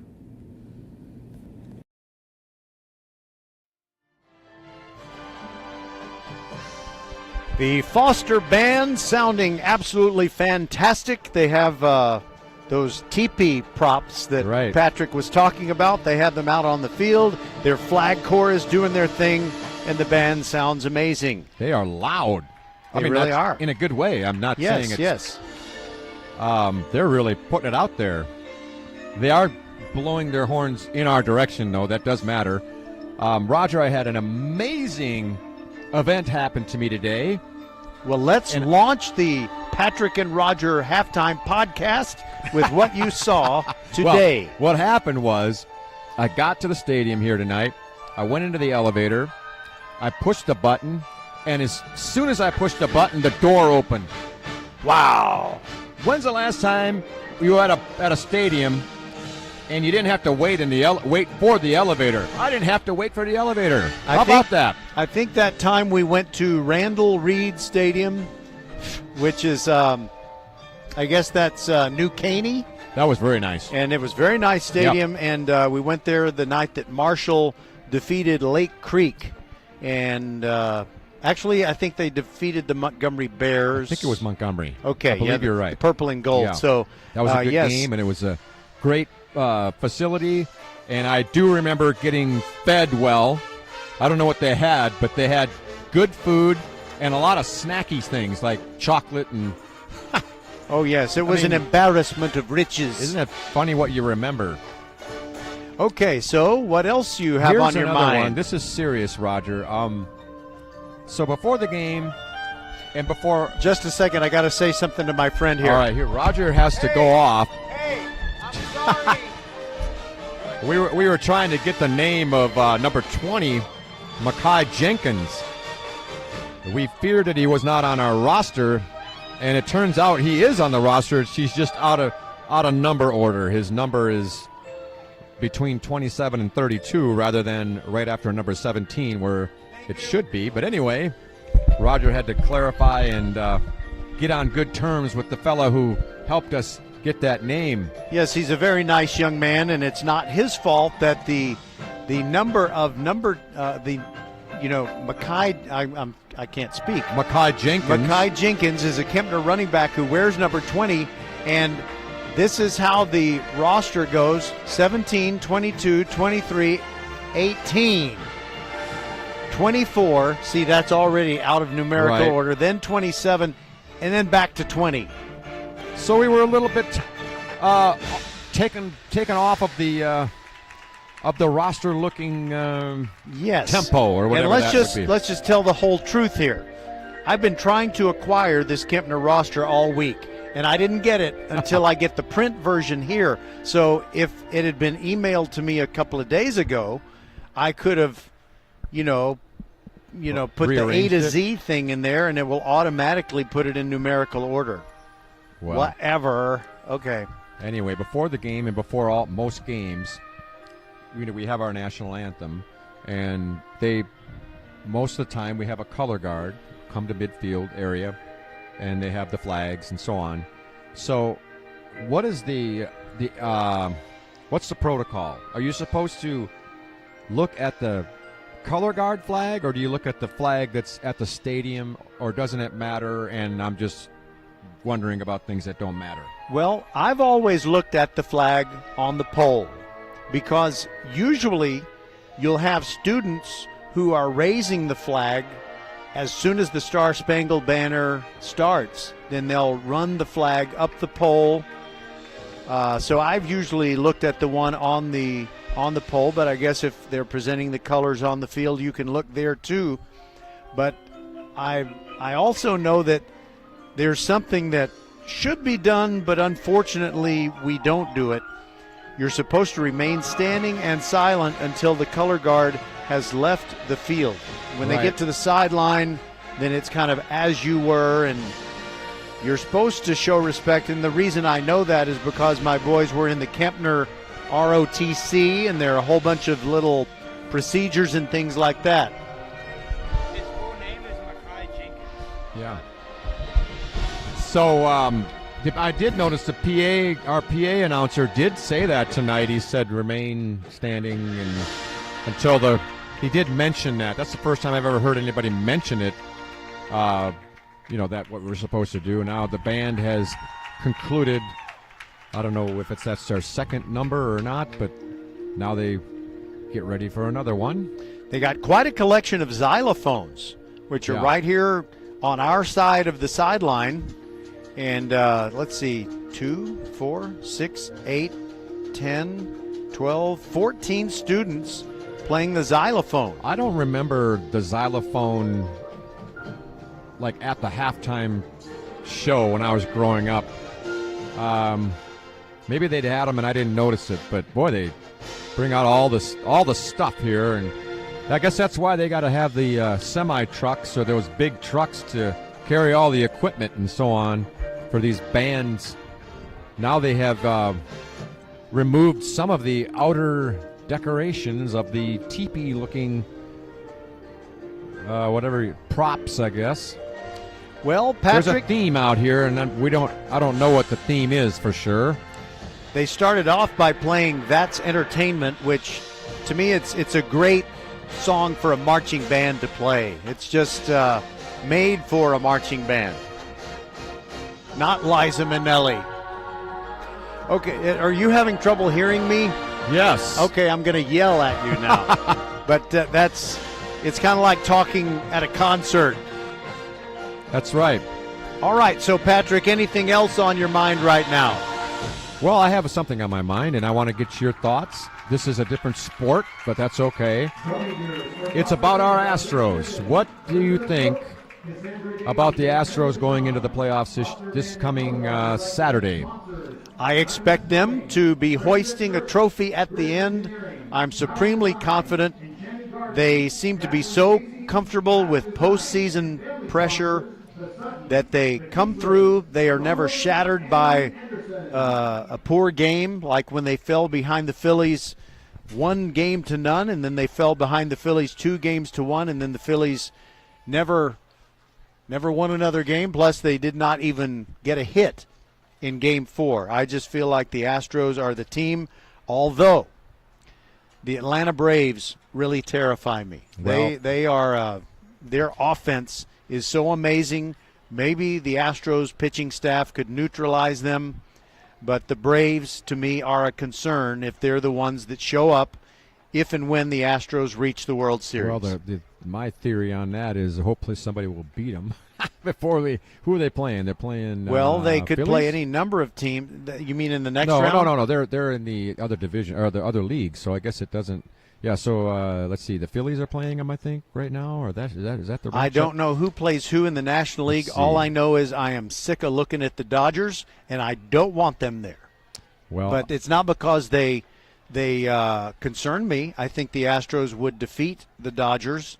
Nevertheless, let's get the Braves in there, and we can make up for what happened in 2021 Well, when the Braves defeated the Astros. Well, it'd be nice. I would love to see that final outcome that you're mentioning. But, boy, it would be tough.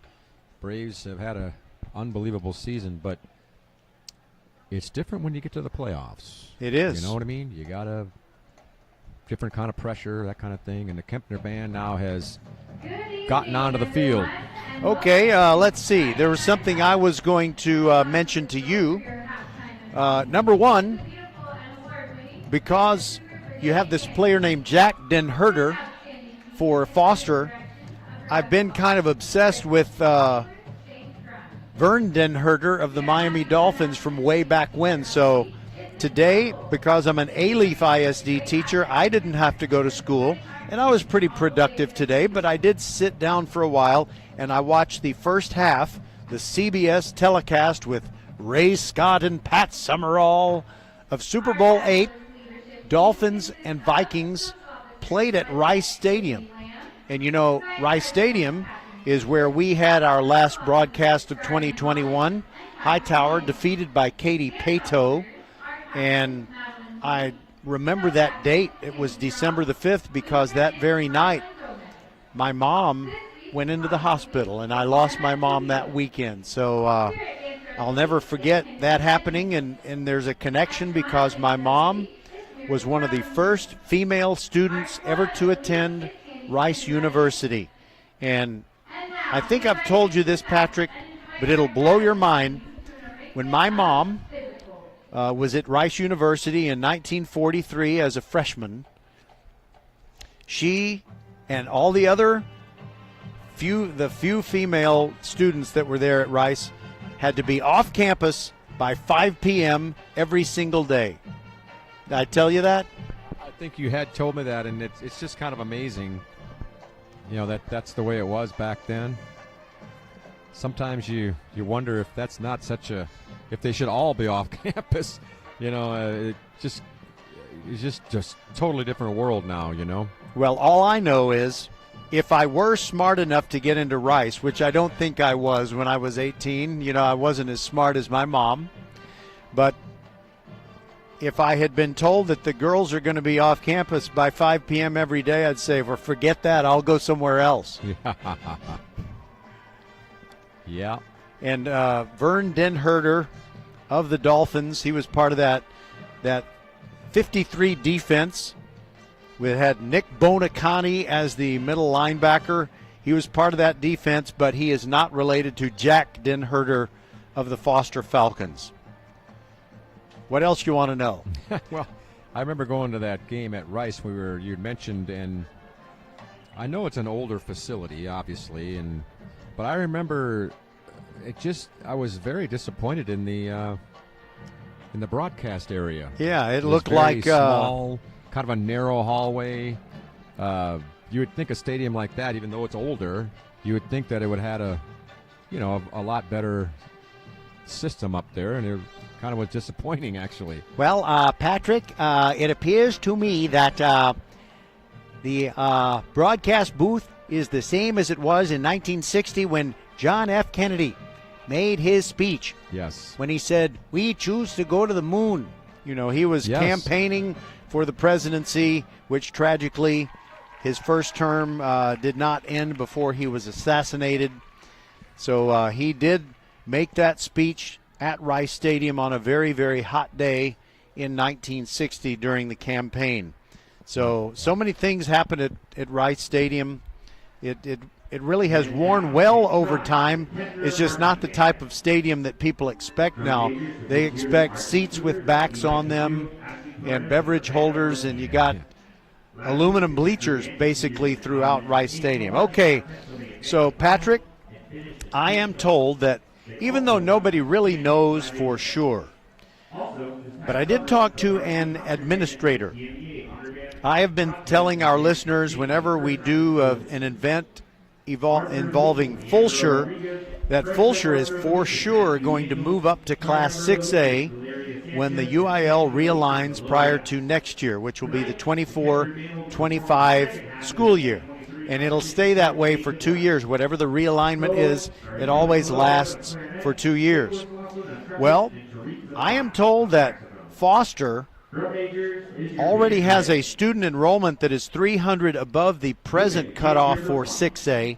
So Foster and Fulshire are going to be in Class 6A for all UIL competitions next year. I'll be darned. Just so you know, I mean, it's not official, but I am very sure that my friend, the administrator, when he tells me how it's going to be, I think he's going to be correct. And, of course, the neighborhoods that surround Fulshire and Foster are not getting any smaller. They're not leveling any houses. They're building houses. Yeah, they're growing. No doubt about that. There was a time when Mr. Thomas Randall, in fact, I might have just misspoken. I think it might be Dr. Thomas Randall, whose son Brian Randall is the head football coach at Randall High School, named for his dad. Where was I going with this?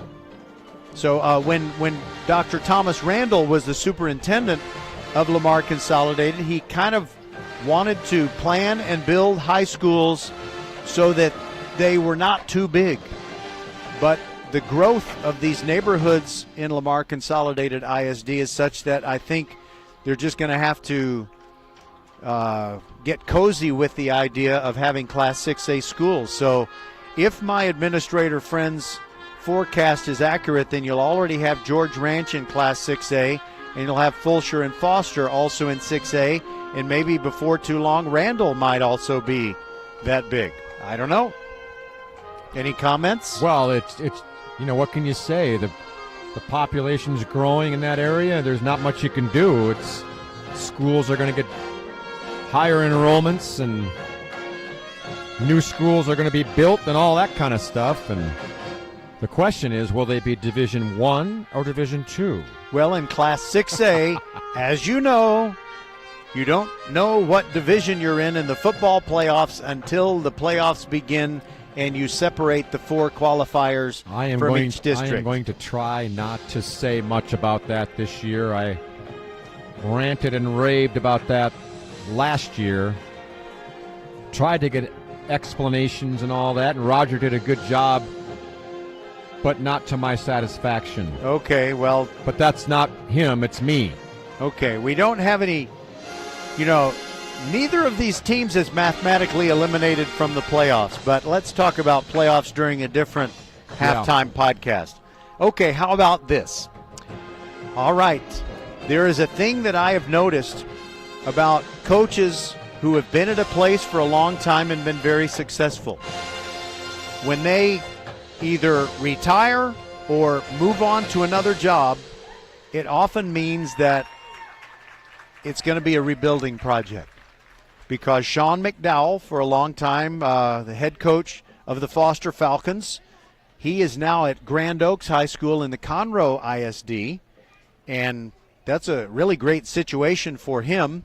And he still has a daughter playing softball for Foster. And you know what else? You got a Sean McDowell. He's a sophomore defensive tackle for the present varsity team. And I'm not sure if that is Coach McDowell's son, but probably is.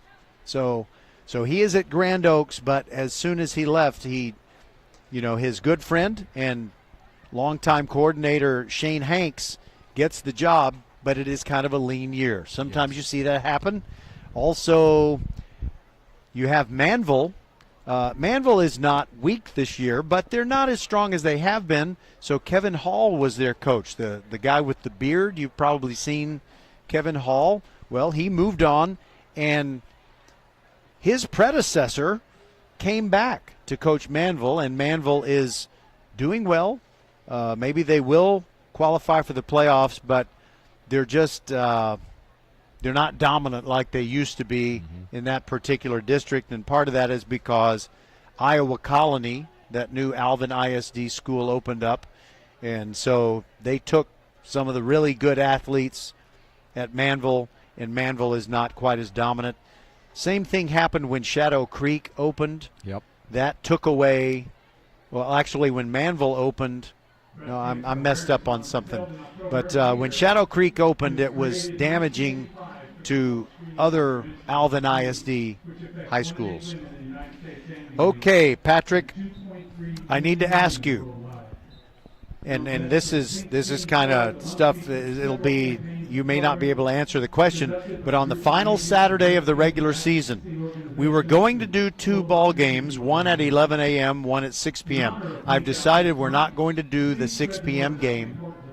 It is going to be between George Ranch and Elkins, and I believe that by then George Ranch will have locked up a playoff spot.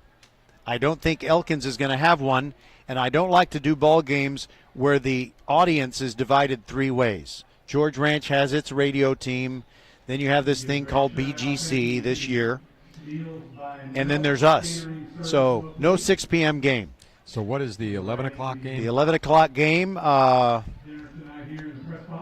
can't remember. You're talking about the last Saturday of the season. yeah. So I need to ask you, would you be available to do a game solo that day? Because I need you to do it. I need to go visit my son and his wife in New Braunfels that weekend. What is the date on that? November the 4th. November 4th. November 4th. So you don't have to answer right now. To look at my calendar. Yeah, check your calendar. Okay, now here's another thing that's a little bit presumptuous, but I don't care. Let's see. If it's a man's reach should exceed his grasp, or what's a heaven for, right? Whoa, okay. That's something that means dream big, expect good things to happen. When did this halftime get to be a philosophy session? Well, it got to be that way when I'm thinking about the Class 5A Division I state championship game. Okay. What if Fulshear is involved in that game? Well, it would be Friday night, December the 18th, I believe it is. Why didn't I write down the date? Oh, man. Well, but anyway, it's the Friday night prior to Christmas at AT&T Stadium. So if Fulshear makes it to that championship game, it'll be at 7 o'clock Friday night, December the 18th, I believe. In fact, let me just pop this thing up here. He's believe trying to plan for the upcoming. No, actually, it would be Friday, December 15th. But anyway, it's at 7 p.m. It's 10 days before Christmas. Okay, so if Fulshear makes it to that state championship game, we are going to broadcast it, just so you know. But I'm going up there. If I have to go by myself and you're not going with me, so be it. Well, but I'm going. That's way ahead of my schedule right now. But okay, I've gone with you before and had a good time. The time I was with you, haven't come home with the trophy, though. Yeah, the time I was with you, the last time it was Marshall. Yeah, okay. Olito, right? Right. That was the time I had this bad interview with the head coach. Oh, yeah. And I don't think we even aired it. It was. Well, how do you air it when a coach says 15 seconds? Yeah, it was. Then I went down to the field, and I thought it was really kind of a cool thing to be down in the field, interviewing the coach before a big championship game, and I don't know. He was. Well, they call him Coach Buck, and he's kind of sainthood, but he treated you badly, and that is who he is to me, is the guy who treated my friend Patrick badly. It's unfortunate. But anyway, here's the deal. If Fulshear gets to the state championship round, they might play Alito. All right, but it's a new coach. Okay. Coach Buchanan has retired. All right. Okay. If the Marshall Buffs can rebound after that loss to PNG a couple of weeks ago, if they can get to the state championship of Class 5A Division II, it would be at 11 a.m. on Saturday, December the 16th. And, of course, if the Buffs are playing in that game, I shall be there. That would be a nice little doubleheader, a little Friday night, Saturday morning thing. Oh, it would be great, really wouldn't it? We'd just sleep in the booth, just there'd be no sense trying to leave the stadium and then come back for an 11 a.m. game. Maybe they would let us just put down a couple of cots. On the other hand, I mentioned the Rice booth. The AT&T announcing area was not too bad. No, not bad at all, except the weird thing, and let me tell you folks out there from Foster and Kempner, you've heard of Brad Sham. I don't know if you study play-by-play announcers in big sports, big-time sports, but Brad Sham of the Cowboys is the gold standard of doing radio football. He's awesome. Well, they've got a Brad Sham broadcast booth. which he deserves, with a bronze plaque on the wall. Unfortunately, it's up in the corner. It's a terrible, terrible view. And we're ready to start the third quarter. Third quarter. Chavez for the Cougars has it teed up. And we're ready for it. It's a pretty deep kick. It's going toward the sideline, and it's fielded and dropped out of bounds. And that's, let's see, who was receiving that? That was Smith, who was the guy who ran back the kick late in the first half. This time he muffed the kick, and it went out of bounds. He probably would have been better off just letting it go out of bounds because it was going that direction, but easier said than done. When you're up here, you can see a whole lot more of what's going to happen. All I know is, I'm sorry, just a second. Chavez had it teed up in the middle of the field. It was a snap hook. It was. I mean, he has to hook it about 27 yards for it to go toward the sideline like that. Foster comes out of there with their possession at their own 16. Pass to the right. It's complete, and he's still going. Good run by Moore. Moore had some good runs late in the first half. And that time he took a swing pass and picked up good yardage. Sorry I interrupted there, but Moore, you can look at him and tell he runs heavy. Yeah, he's very compact, big shoulders, big butt. You just don't want to take him on in the open field. He's a big fellow. Here's the snap handoff to Moore. He's got room. He's going to get a first down. He's still got the legs moving, and he's all the way past the 35. Penalty marker comes flying in there. Could be a face mask. Yeah, it came in late, and I'm thinking maybe face mask. And at the bottom of that pile, there's an injured Kempner Cougar. Roman Morales is still sitting down where they marked the football, but we'll see what Gordon Wong says is the penalty call. It looks like maybe Morales just has cramps and needs some assistance. Well, they're marching it off against the Cougars, and it's that 15-yard variety. I don't think I heard him make the announcement of the penalty, but they marched the yardage off already, meaning it must have been a face mask. By the way, I was going to tell you about the Class 6A state championship games, but it's just so hard to imagine anyone other than North Shore in the biggest division. Okay, that's injury, adding injury to insult, as Morales is the one charged with grabbing the face mask, and he is coming off the field with cramps. Hopefully he'll be okay and can get back out there. Well, that puts the ball on the 49-yard line of the Cougars, as the Foster Falcons already with a 34-12 lead, trying to get points on the board right away here in the half. Quinn, flush out of the pocket, rolls to his left, trying to find something. He just flips it downfield, out of bounds. That was a nice play by him. Smart. He knows the rules. He just threw it out of bounds, kind of a push pass, just to save the yardage lost. If you get outside of where your offensive tackle's lined up, all you have to do is make sure that a pass intended to avoid a sack goes beyond the line of scrimmage, and if that happens, it's okay. And that's exactly what happened. It's 2nd down and 10 for the Falcons. Handoff. Moore has room. 45, 40 into Kempner territory, and he takes on a tackler, and he drives for another 3 or 4 yards after the initial contact. Big gain there for Moore. Let's see, I got it for you, Patrick. 16 yards, and it's a first down. That's a first down. Think of First Hiron Automotive. For all your car care needs, check them out at firsthironauto.com. 1st and 10, Falcons at the 33-yard line in Cougar territory. Quick pass to the right, complete, and he's still moving.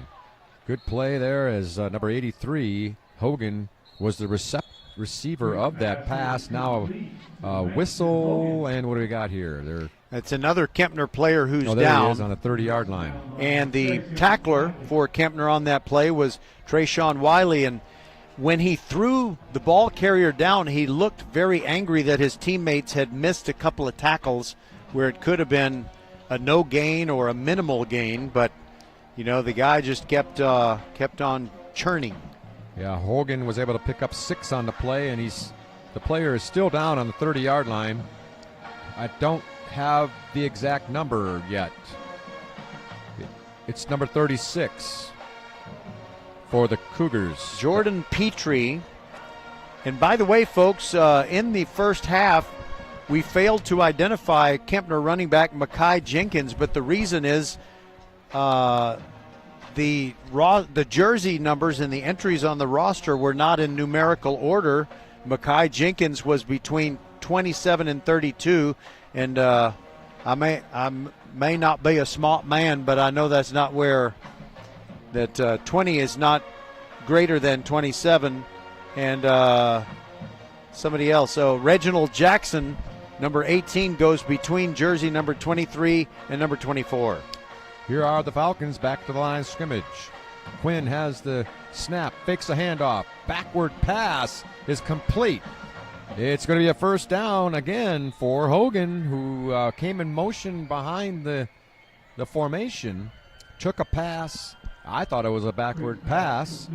It was, but I don't know if the statistician will mark it down that way. Because he caught it and got plenty of yardage for the first down to the 19, and the Falcons are doing exactly what they wanted to do after the halftime. They come out and put a good drive together. Moore has the handoff, left side, and this time they've gang tackled him, which is kind of what you have to do. A good tackle there primarily by number 40, Garcia. And they're going to mark it for no gain on that. Second down and 9. Kamaje Brush also got in there, and Coach DeGar before the game said he deserves high praise for his play this year. I think we're going to have an offside here. What do we got here? He clapped, and those linemen and linebackers came flying through there offside. Defense. 5-yard penalty. Second down. I think that might be the third time they've gotten them on an offside. And, Kempner got Foster to jump a couple of times, but they declined it each time because on each of those plays they had good productive gains. Second down and 5. That's redundant, isn't it? Productive gains? Gains that were productive? I don't know. Yeah, maybe. Second down and 5. Quinn claps his hands to Moore up the middle, and he got a guy on his back. Making the tackle is Jesse Eddie Dong. Let's see. Jesse Eddie Dong. Oh, okay. Number 44. I was E-D-I-D-O-N-G. Yeah. Eddie Dong. I saw the 4, and I didn't see the second 4. Third down and 3 for the Falcons. Needless to say, the Cougars need to stop them. Here's a fake handoff to Moore. A little crossing route for a touchdown. Den Herder. The Flying Dutchman. He was able to get open across the middle, caught it at about the 2, and just stepped a couple of steps into the end zone, and a big, almost a 4-minute drive to start the half for the Falcons, and it's 40-12. 3 minutes and 52 seconds to be exact, Patrick, on that Archer Volkswagen touchdown scoring drive, and it covered 84 yards. Here's the snap for the extra point. The placement is good, and the kick is good for Lopez. We'll take a break. 8:08 to play, third quarter. Foster 41, Kempner 12.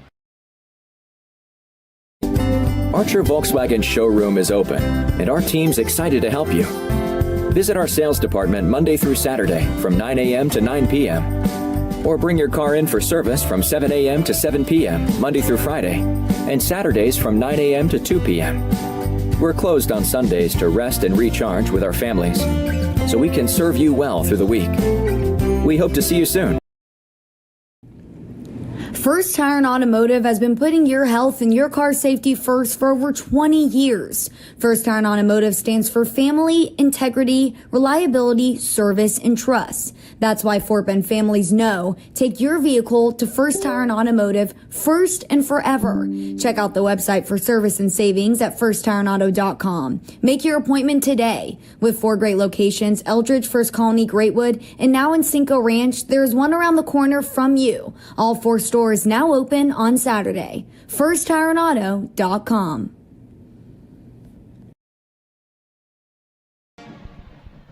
We're back at Hall Stadium. Falcons ready to kick it off. Leading 41-12. Here's Lopez with the kick. Fair catch signal and caught as Maxson called for the fair catch early.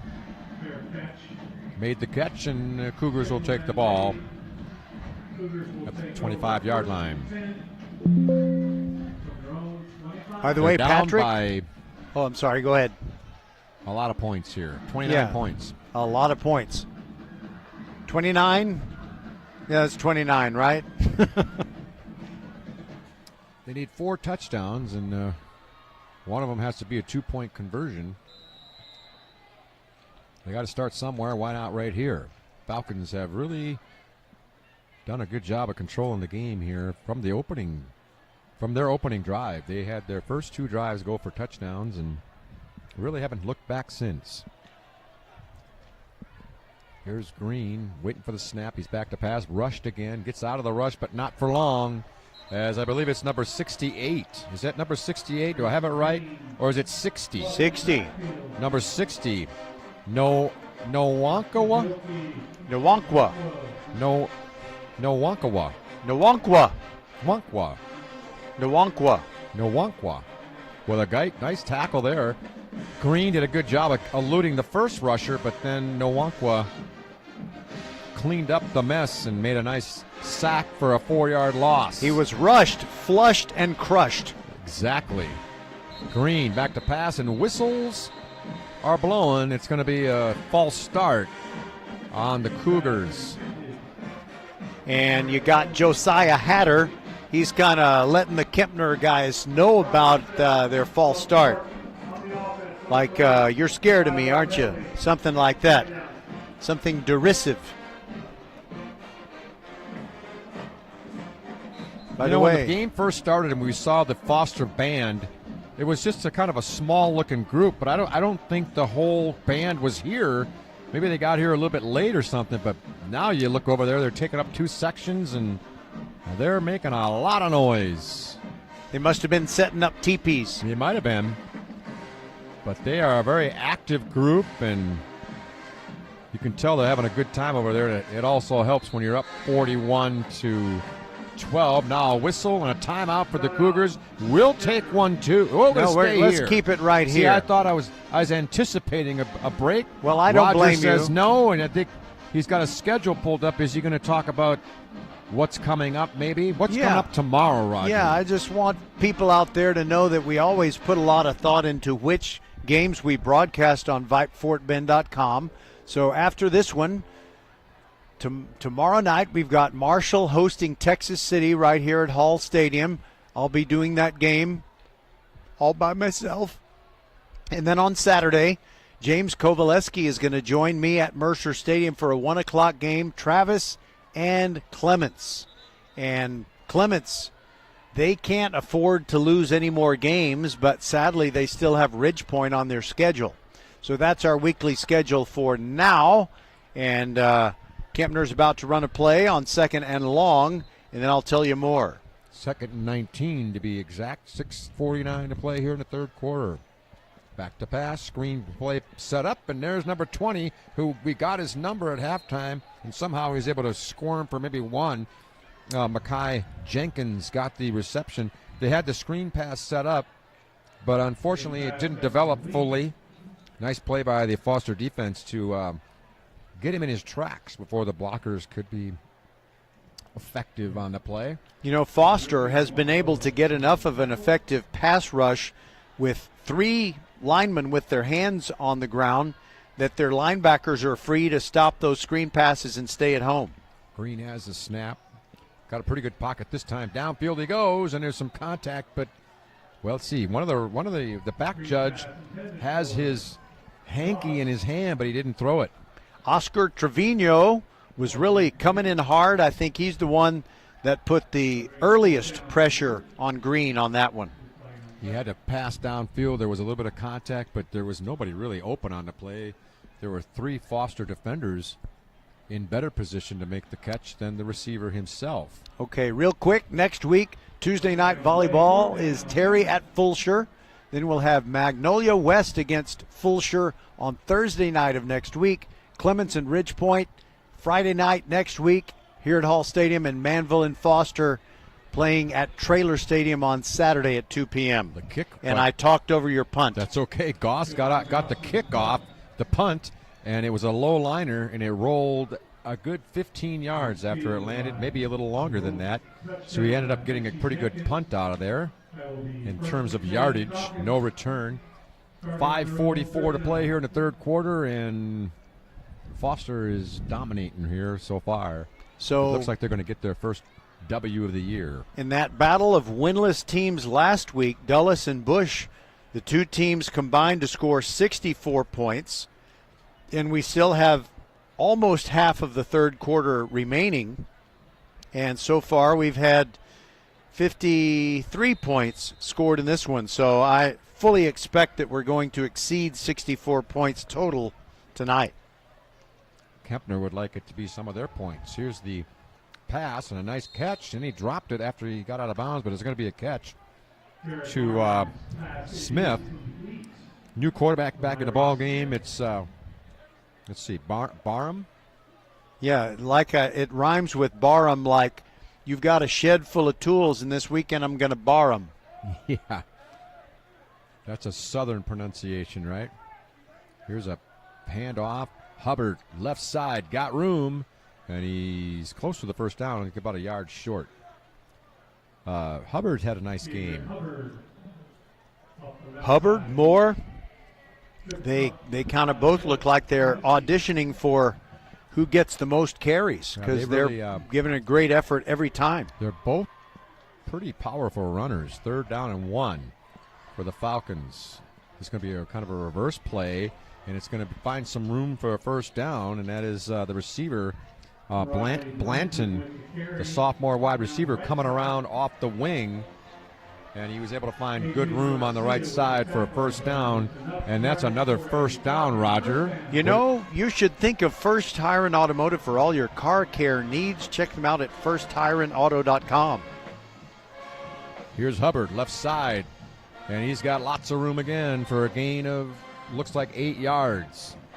Off tackle there. Now, the Kempner tackler was Lincoln Ventura, and he popped right back up, but I'm sure he felt that. I mean, Falcons are huddling, and their huddles are really quick, and they come out of the huddle, and they get to that line of scrimmage really fast. Here's a pass downfield. It's going to be incomplete as he shot for Hogan, who's made a couple of catches here tonight, and he overthrew him by a little bit there. He had to dive for it. It was just out of his reach on 2nd and 8. Now it's, 2nd and 2. Now it's 3rd and 2. The Kempner defender was Elvin Williams, kind of walked away from that, shaking his head, and then I'm going to say something about it, but I don't have any time. Falcons have had a tight formation the last few plays, and Hubbard has it. He's got another first down and pick up a 4. And if I was Foster, and I'm not Foster, but if I was, I would just keep plowing those running plays, let the clock run, and let the linemen have some fun with some run blocking. By the way, Kempner's cornerback, Elvin Williams. Who's the only guy you know named Elvin? Here's the pass, left side, complete. And he's still running. He's to the 20, 15-yard line where he's finally corralled. That's Smith. Caught the pass at about 8 yards, and then he was able to run for about 10 more.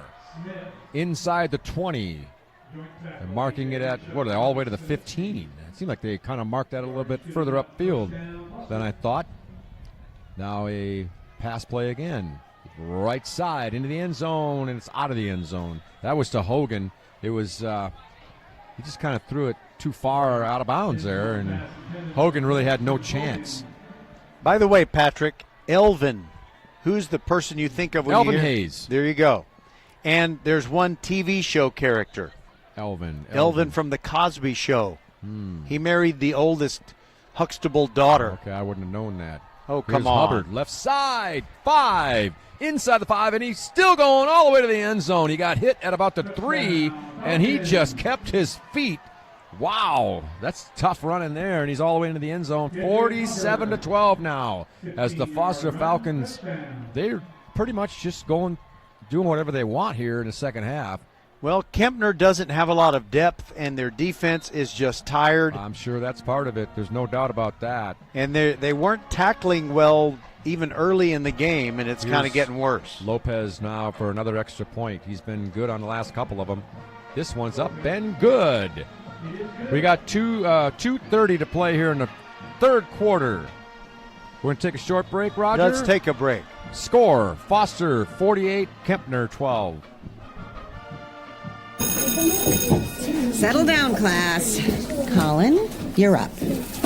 My fellow students, for today's show and tell, I present to you my phone. It's made with glass and an array of precious metals. Settle down, class. Colin, you're up. My fellow students, for today's show and tell, I present to you my phone. It's made with glass and an array of precious metals I can't pronounce. It's powered by Xfinity Mobile, so it's fast. Anyway, with Xfinity Mobile, we save hundreds of dollars a year. It's like being in a secret club that's open to everyone, like mathletes or robotics, but for savings. Now, if you all take a handout... Colin, what are these? I'm quizzing the class on the material. Now through December 21st, new customers can get a free line of unlimited mobile plus free text and calling to Mexico and Canada when you get 400 megabit Xfinity internet. It's all included for just $55 a month for 2 years with no annual contract and Wi-Fi equipment included. Call, click, or visit a store to switch today. Requires paperless billing and auto pay with stored bank account. Restrictions apply. Taxes and fees extra. After promo, regular rates apply to internet service and Wi-Fi equipment. Xfinity Mobile requires Xfinity internet. Actual speeds vary and not guaranteed. Back at Hall Stadium where Lopez is going to kick it off again for the Falcons. Maxson this time no fair catch. And he feels it inside the 20 and he's able to get to about the 26. So he got an extra yard out of it. Yes. He's fighting for every yard. Exactly If right. he could have called for a fair catch and it would have been at the 25. I'll tell you who's going to be tired after the game. It's going to be the kicker. The kicker for Foster, Lopez. Actually, he's not going to be tired, but he's going to feel pretty good about all the kicks he's had. Extra points, multiple kickoffs. Yeah, you can imagine how many kickoffs with 48 points on the board. I guess it's 7 or 8 now, huh, that he's kicked off. Opening kickoff plus the 7 touchdowns. I'm saying he's kicked it off 8 times. Here's Green with the snap. He's being rushed again. Flushed out of the pocket. There's a face mask. We could see it all the way up here. And the flags do come flying. That was pretty obvious. His head was spun around, and there'll be a 15-yard penalty marched off against the Falcons on that one with 2:10 to play here in the third quarter.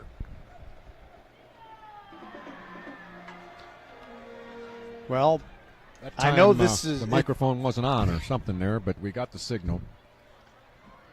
I know Kempner's not going to feel good about this, but, you know, assuming they don't catch up in this game, at least if they could put 20, maybe even 30 points on the board, they still have time to do that. That could make them, give them something to build on for next week. That's kind of what they're looking for right now, is something to build on. Obviously, it's they're sitting at their own 41-yard line. Green claps, and he's ready for the snap. He's got it. Here comes the rush. Downfield he goes. The pass is tipped.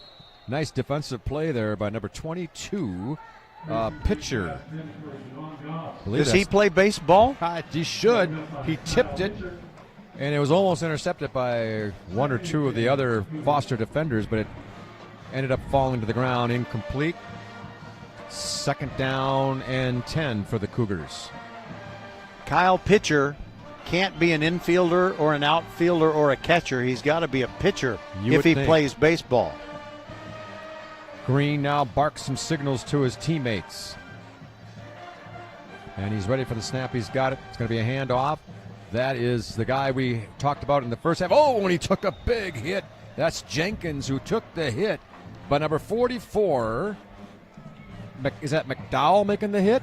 Sean McDowell? It sure is. Holy mackerel. He's a sophomore. I'll tell you what, Jenkins had a nice hole, and he looked like he was going for more yardage, and then McDowell...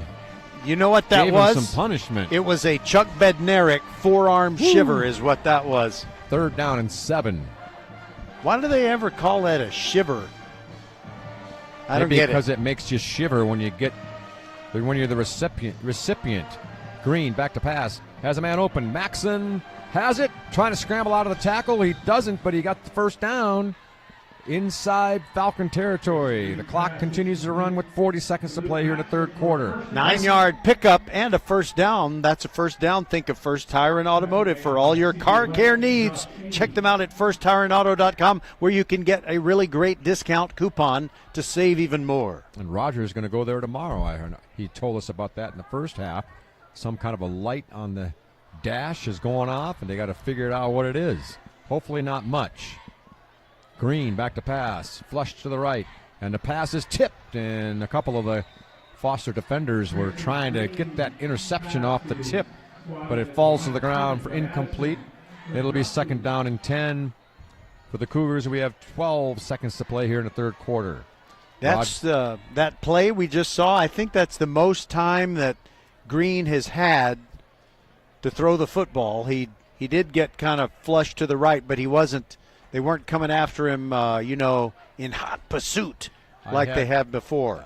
He's had one or two times where he's been in the pocket and had enough time, but other than that, it's been hard for him. And the quick passes have worked for him. The quick slants, he's back to pass, and it's a little slant across the middle, and there's some contact on it, but no call. Maxson he's shrugging his shoulders. He's asking his coach, what is the definition of interference? Because it sure looked like he was contacted before the ball got there. No call, 3rd and 10. This might be the last play of the third quarter, 6 seconds remaining. 48-12, the Falcons feeling pretty good about themselves here tonight. Green waiting for the snap, and he's got it. Looking left. He's got a man open, and it's incomplete. He had it in his mitts, and then it came out of his mitts. Number 11, James, incomplete. We've gotten to the end of the third quarter. The score, Foster 48 and Kempner 12. Settle down, class. Colin, you're up. My fellow students, for today's show and tell, I present to you my phone. It's made with glass and an array of precious metals I can't pronounce. It's powered by Xfinity Mobile, so it's fast. Anyway, with Xfinity Mobile, we save hundreds of dollars a year. It's like being in a secret club that's open to everyone, like mathletes or robotics, but for savings. Now, if you all take a handout... Colin, what are these? I'm quizzing the class on the material. Now through December 21st, new customers can get a free line of unlimited mobile plus free text and calling to Mexico and Canada when you get 400 megabit Xfinity internet. It's all included for just $55 a month for 2 years with no annual contract and Wi-Fi equipment included. Call, click, or visit a store to switch today. Requires paperless billing and auto pay with stored bank account. Restrictions apply. Taxes and fees extra. After promo, regular rates apply to internet service and Wi-Fi equipment. Xfinity Mobile requires Xfinity internet. Actual speeds vary and not guaranteed. Back here at Hall Stadium, I got a question for Roger.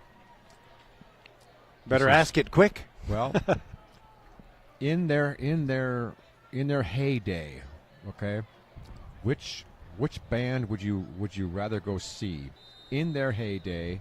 And I will give you the names of the bands after this play. It's 4th and 10. Green has the snap. He's going to his right, got a man open, complete, and he's still on his feet. Knocked out of bounds around the 30-yard line. That is Thomas. Nice little pass play for the Cougars. And a first down inside Falcon territory to the 30-yard line. Here are their two bands. The Doobie Brothers or the Cars? Wow, that's a tough choice. I like them both a lot. I think live. Let me think. Give me a play or two. 30-yard line, Cougars. 1st and 10. Quick pass to the right. Complete, I think. Nope, incomplete as Javon Goss had to go down low to get it. And he would have lost yardage if he would have caught it. He's going to be a tired young man. He's made a lot of plays. He was the one that got the first Kempner touchdown. And he's still balling out there. They made the score 20-6. Looked like they might be making some noise at that point. Green ready. His snap got away from him, and he has to scramble to just recover it. And it's going to be a loss of at least 10, maybe 11 or 12. Oh, not what they needed there. Have you had enough time to think about that yet? Yeah, I think I would say Doobie Brothers simply because they have a little bit bigger catalog of songs that I would like to hear, and the Cars had a lot of great songs that were about 3 minutes, so I don't think the show would be as long. And for that reason only, I'll say Doobie Brothers. 3rd and 22 for the Cougars from the Falcon 42-yard line. This is the 10th play of the drive. If they can pick something up here, here's a pass to the right, complete, 30-yard line, still going, 25 where he's swatted down pretty heavily as it's Elvin Williams made the catch, and they picked up a lot of that yardage. They picked up 17 of those yards, giving them a chance now on 4th down. 4th and 5 is a whole lot better than 4th and 20. And as George Costanza's secretary one time said famously, definitely doable. Now a timeout. It's going to be a timeout for the Falcons with 10 minutes to play in the 4th quarter. You know, I could quote the lyrics. You would go with Doobie Brothers. Yeah. All right. Now, would it be Doobie Brothers with Michael McDonald or without Michael McDonald? He's got to be there, and Tom Johnston also has to be there. It's got to be both. Yeah, I would agree with that. If it's one or the other, then I'm going Cars. Really? Yeah. Wow. I'm going Doobies with what you said as well. I do agree they have their catalog is a little bigger. And the songs are a little longer. And but again, the Cars, we're talking about bands here that probably a lot of the listeners have no clue what we're talking about here, but they certainly had some really good songs too. It's 48-12. Let's talk about whatever we want. Yeah. 4th and 5 is what we'll say right now. The Falcons had called that timeout. They had to make some defensive adjustments, I guess, there. And Cougars trying to, as Roger said, try to make them get a little better feeling as they close out this game. Here's a pass attempt, Green, and he's hit as he throws it. It's intercepted, and he might take it all the way. He will. He's to the 50, 30, 20. Nobody's going to catch him. He takes it all the way for a touchdown. That's Josh Amy. He got the pass that was, it wasn't really deflected. It was just he was hit as he threw it, and it just kind of fluttered out of there. And he was just right there for it, and there was nobody there to catch him. And as if they needed another big play, they get a defensive touchdown off of an interception. The old pick six. They break the 50-point barrier. And also, I believe Amy is the younger brother of a kid that used to play quarterback for Foster. But I can't remember his big bro's first name. Here's Nick Lopez again, trying to get an extra point through the uprights, and one of the players comes on the field late, but he gets into his position in time. And let's see if Lopez can knock another one through. Snap is good hold, kick is up, and that's all the way through as well. Timeout here, 55-12. You know what I was prepared to do? I was prepared to give the details on an Archer Volkswagen touchdown scoring drive, but unfortunately for the Kempner Cougars, that drive ended in a pick six.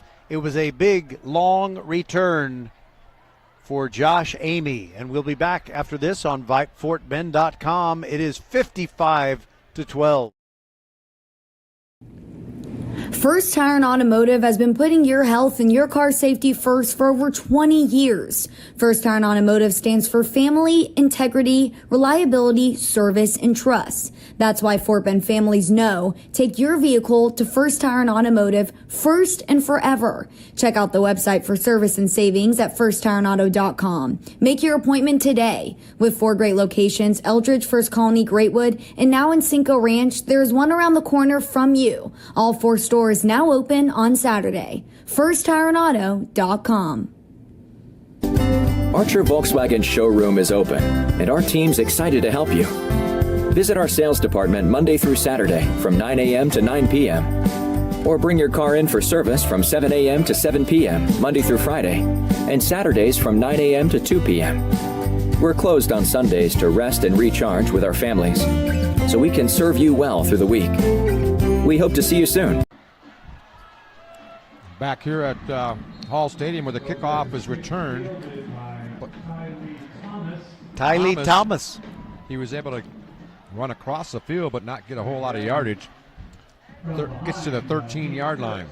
All right, another scenario. Here we go. It's 55-12. You can even broaden your topics. Well, I'm going to go with music still. We have you have to go to the concert. You can't not go. You have to go to this concert. Okay. But it's between these two bands, okay? Probably bands that you may not really like to hear. I don't know. Loverboy or In Excess. Oh, that's easy. In Excess. Really? Yes. Can you name 5 of their songs? Oh, I could do better than that. Well, here's a handoff. Jenkins has got it. He finds some room this time, and he's picked up about 5 yards. New Sensation, Suicide Blonde, The Devil Inside. There's 3. Beautiful Girl. That's 4. That's 4. Now it's 4. All right. Okay. I'm impressed that you were able to get 4. Oh, yeah. Here's the second down, and, well, he didn't quite get 5 there. Maybe he'll call it 2nd and 6 here. 8:53 to play in a ball game, and Green to the right. He's got his man Maxson, and it's going to be a pick first down as he's able to get to the 27-yard line. One thing, that was their first hit in the States. And really, the one that I like the most, What You Need. If it's what you need, I'll give you what you need. Yeah. They had some pretty good songs. Well, Loverboy had a couple of songs I like, but that's it. So that's an easy one. I In think Excess. They had more songs than you're giving them credit for. I'm not sure which one I would go to on that one, but here's Green. Pump fake. Down deep he goes. It's going to be caught. What a catch by Thomas. He adjusted. The ball just kind of came over the helmet of the defender, and great concentration by Thomas to make the catch at the 37-yard line. And poor Kalen File, he did everything right on defense. Exactly. Except I guess maybe if he had looked back an instant sooner and swatted the ball away. Just couldn't quite. But it was a perfectly thrown ball. Couldn't quite track it enough to knock it down, but a great catch by Thomas there. Great concentration. Now we got kind of a bunch trips formation to the right. One receiver to the left. Green waiting for the snap. He has it now. A little bit low. Be able to get it. And a pass is complete. Inside the 30-yard line goes Goss. That time he was able to get the pass in a good catching position for him. And Picked up 9. He rumbled up for, I thought he got a first down on that, but he's 1 yard short. So let me see if I can give you another scenario here. On the music front, 2nd down and 1 for the Cougars. Same formation as last time. Got the snap, back to pass, got time. He has his man, and he almost had it. He just had to go through his mitts. That's Williams, Elvin Williams. Boy, he's going to think about that one tonight. Should have had it probably. Couldn't quite bring it home. James Taylor or Dan Fogelberg. Oh, that's no disrespect to James Taylor, but it's Dan Fogelberg all the way. Whoa. That's a tough one. And I'll tell you why. They're both solid. But you got to pick one, right? You got to pick one. Here's a rush on Green, but he gets out of there. He's running for his life, but he's got a first down. He only needed 1 yard, so he's able to get to the 25 for a first down. The clock has 6.5 to play. Why would it be Dan Fogelberg? Because James Taylor did his best stuff in his first, I'm going to say, 3.5 years when he really became prominent. Yeah. After that, I was nonplussed by his stuff. Like, whenever I see your smiling face. You don't like that one? No. Oh, my goodness. It does not. I'm not close to Fire and Rain and Fire stuff and like Rain that. Is just an all-timer. Epic. Here's a snap to Green, left side. He has his man. That's Goss. Makes a move. He's inside the 10. Did he score? No, he was knocked out of bounds. Inside the 10. Nice play by Goss. And He his caught the opposite pass. number 20, Aiden Gonzalez, prevented the touchdown, got just enough push on him to get him out of bounds. They mark it at the 6. So he was on his way to the end zone. He got that 1 foot on the line. Now they got quads, kind of a diamond quad formation to the right, and one man to the left. Green, waiting for the snap. He's got it. He's going to looking to the right. It's Maxson with the catch at the 10, trying to get out of there. He's got tacklers all around him. He fights his way inside the 5. He's lucky to get inside the 5. That was a good job to get that far. With 5 minutes to play, the Cougars trying to get on the board again. And, you know, I'm going to say something about Luke Maxson, actually about his grandma, Phyllis. She's a lady I love. Go ahead. Never mind. We'll do it later. I thought he got past the 5, but he's right at the 5. Second down and goal. Here's the pass to the right. It's Goss. Makes the first man miss, and he's going to lose about a half a yard. Let's get to that. Go. What is it? Okay. I can't hurry through it. It's got to be after this drive is over. And we need that second headset. We ordered it a long time ago. Well, I'm talking, and you don't know I'm talking, so you start talking, and it's like I'm Bruce Willis in The Sixth Sense. 3rd and goal now from about the 5.5 yard line. They're going to hand it off. Jenkins going to score. Nice run. Mekhi Jenkins. I think they threw him off a little bit by handing it off, and he was able to scoot through the hole for a touchdown, and we got a man down for Foster at the 10-yard line. It is Trevino. Oscar Trevino is down. Hopefully it's just a cramp. I hope the Cougars are back on the board. And I hope they go for 2 and make it, because I want them to get to 20 points. Okay, so I'm not 100% certain, but I'm pretty certain that Luke Maxson's grandma is Phyllis Maxson, someone who is very dear to my wife and me.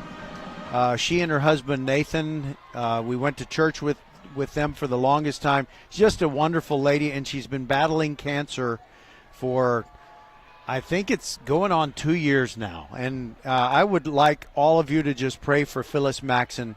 The world is a better place as long as she is down here with us. So we love you, Phyllis, and feel better, and hopefully you can beat that thing and watch Luke play a lot more games. Well, may the blessings of the Lord Almighty be upon her and others who are battling sicknesses. Here's the pass into the corner. Did he get that thing? No, he's out of bounds. I think even if he had caught it, I think he was out of bounds. It was a long, boy, that's a tough play. It's a long pass, and they're throwing it to the corner, and the receiver is still a little shaken up there. I believe that is. It's James. Yeah, that's Mario James. And, you know, he leaped up as high as he could to high point the football, but the bottom of his cleats hit the top of the pylon, so obviously he was not going to be able to land in bounds. And he's still trying to, you know, kind of stretch out using that little frog stretch. He's still over on the far side, though, in the corner near the end zone corner pylon. So let me ask you another one. This is another. By the way, I also want to say hi to Dylan Maxson. She is Luke's cousin.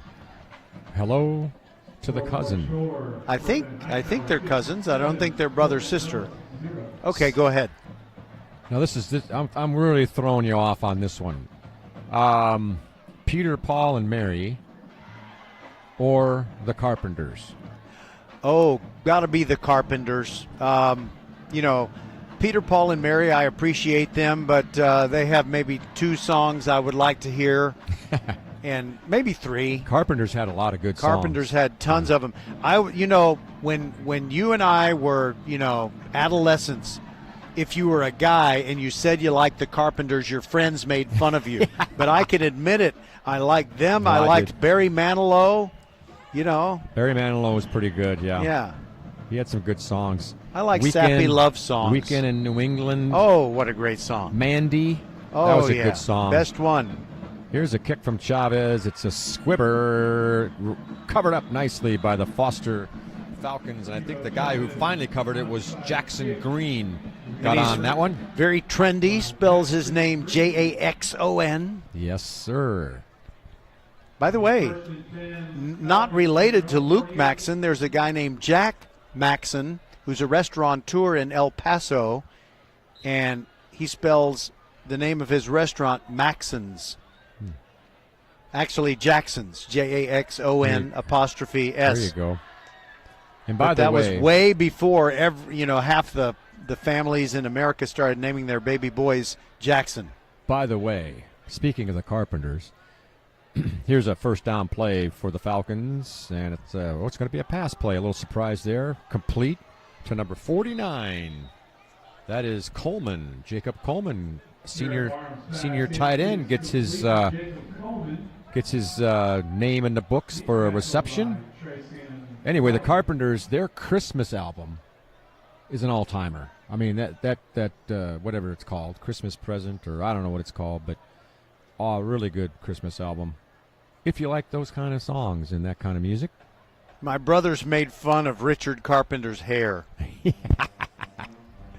And then he probably had a leisure suit on. Here's the pass complete. And down the sidelines goes number 81, another receiver who hasn't had a... That's Salisbury. Sean Salisbury. That's not the Sean Salisbury we know, is it? I don't think. But, I need to check on that. I know who I can check with, too. Here's the snap and the handoff. And I believe this runner is going to be his first carry of the game. 26. I believe it's Vargas. Oscar Vargas.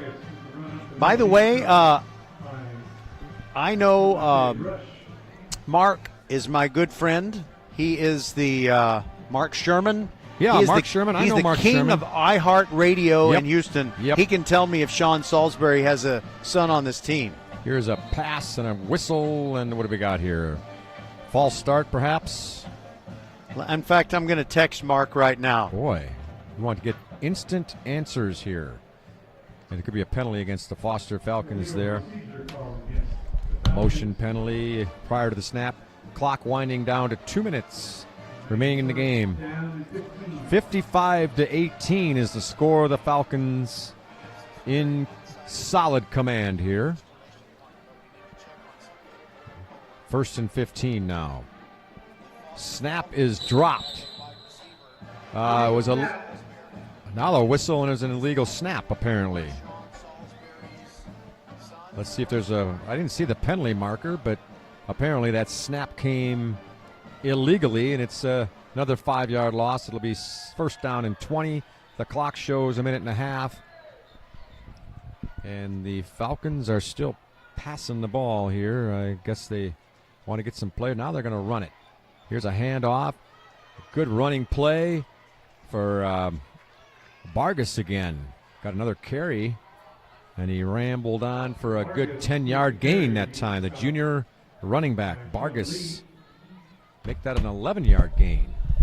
Good scamper there. All right, we got the text into Mark Sherman, and we'll find out if... do you think you're going to get a response before this game's over? Maybe. I'm going to guess no, but I could be wrong. There's Vargas again, right side. Had a little bit of room, but then it closed up quickly, and then somehow he was able to squirm the last 3 yards, kind of backwards and bent over, and a good job of running there by Vargas to not give up on the play. And it's a good thing we're in the last minute of this game, because Kempner, you can tell because of their fatigue, they're standing up straight a lot, and they're not really staying low. But in fact, that was the last play of the game. It was the last play of the game. Under the play clock time, and that's it, Roger. Final score will be Foster getting their first win of the year and feeling pretty darn good about it. Foster 55 and Kempner 18. They're still fighting for that first win. Hopefully for them, they'll be able to get something here toward the end of the season. That's all I've got for tonight. 55-18. Good job by Foster, and Roger is going to wrap it up for us. I was going to say one other thing that I know nobody is going to hear because it was so one-sided. 55-18. Congratulations to Foster. They're throwing water bottles all over Coach Shane Hanks and celebrating. And there's another guy that is part of the Foster family, and you know him, Shane Leckler, great punter for the Raiders and the Texans, and he was an Aggie. still is an Aggie. There's no such thing as a former Aggie, I guess, unless you go into the transfer portal. But anyway, Shane Leckler, he's been ducking me. I got to get him for a halftime interview. Anyway, I go to enough of his daughter's volleyball matches. He's got 2 daughters that play for Foster. Okay, we've said enough, haven't we? All right, so for Patrick Kinnick, Merle Bertrand, Nate Nunez, Suna Venkat, Bob McKay, everybody who's on the VypeFortBend.com team, we thank you for listening. And join us tomorrow night, 6:45, right here at Hall Stadium. It'll be the Marshall Buffs trying to improve their something-and-1 record. I think they're 6-1. No, 5-1. Their 5-1 record as they take on the Texas City Stingarees. Good night, everybody, from Hall Stadium. God bless, and prayers for Phyllis Maxson. Good night, everybody.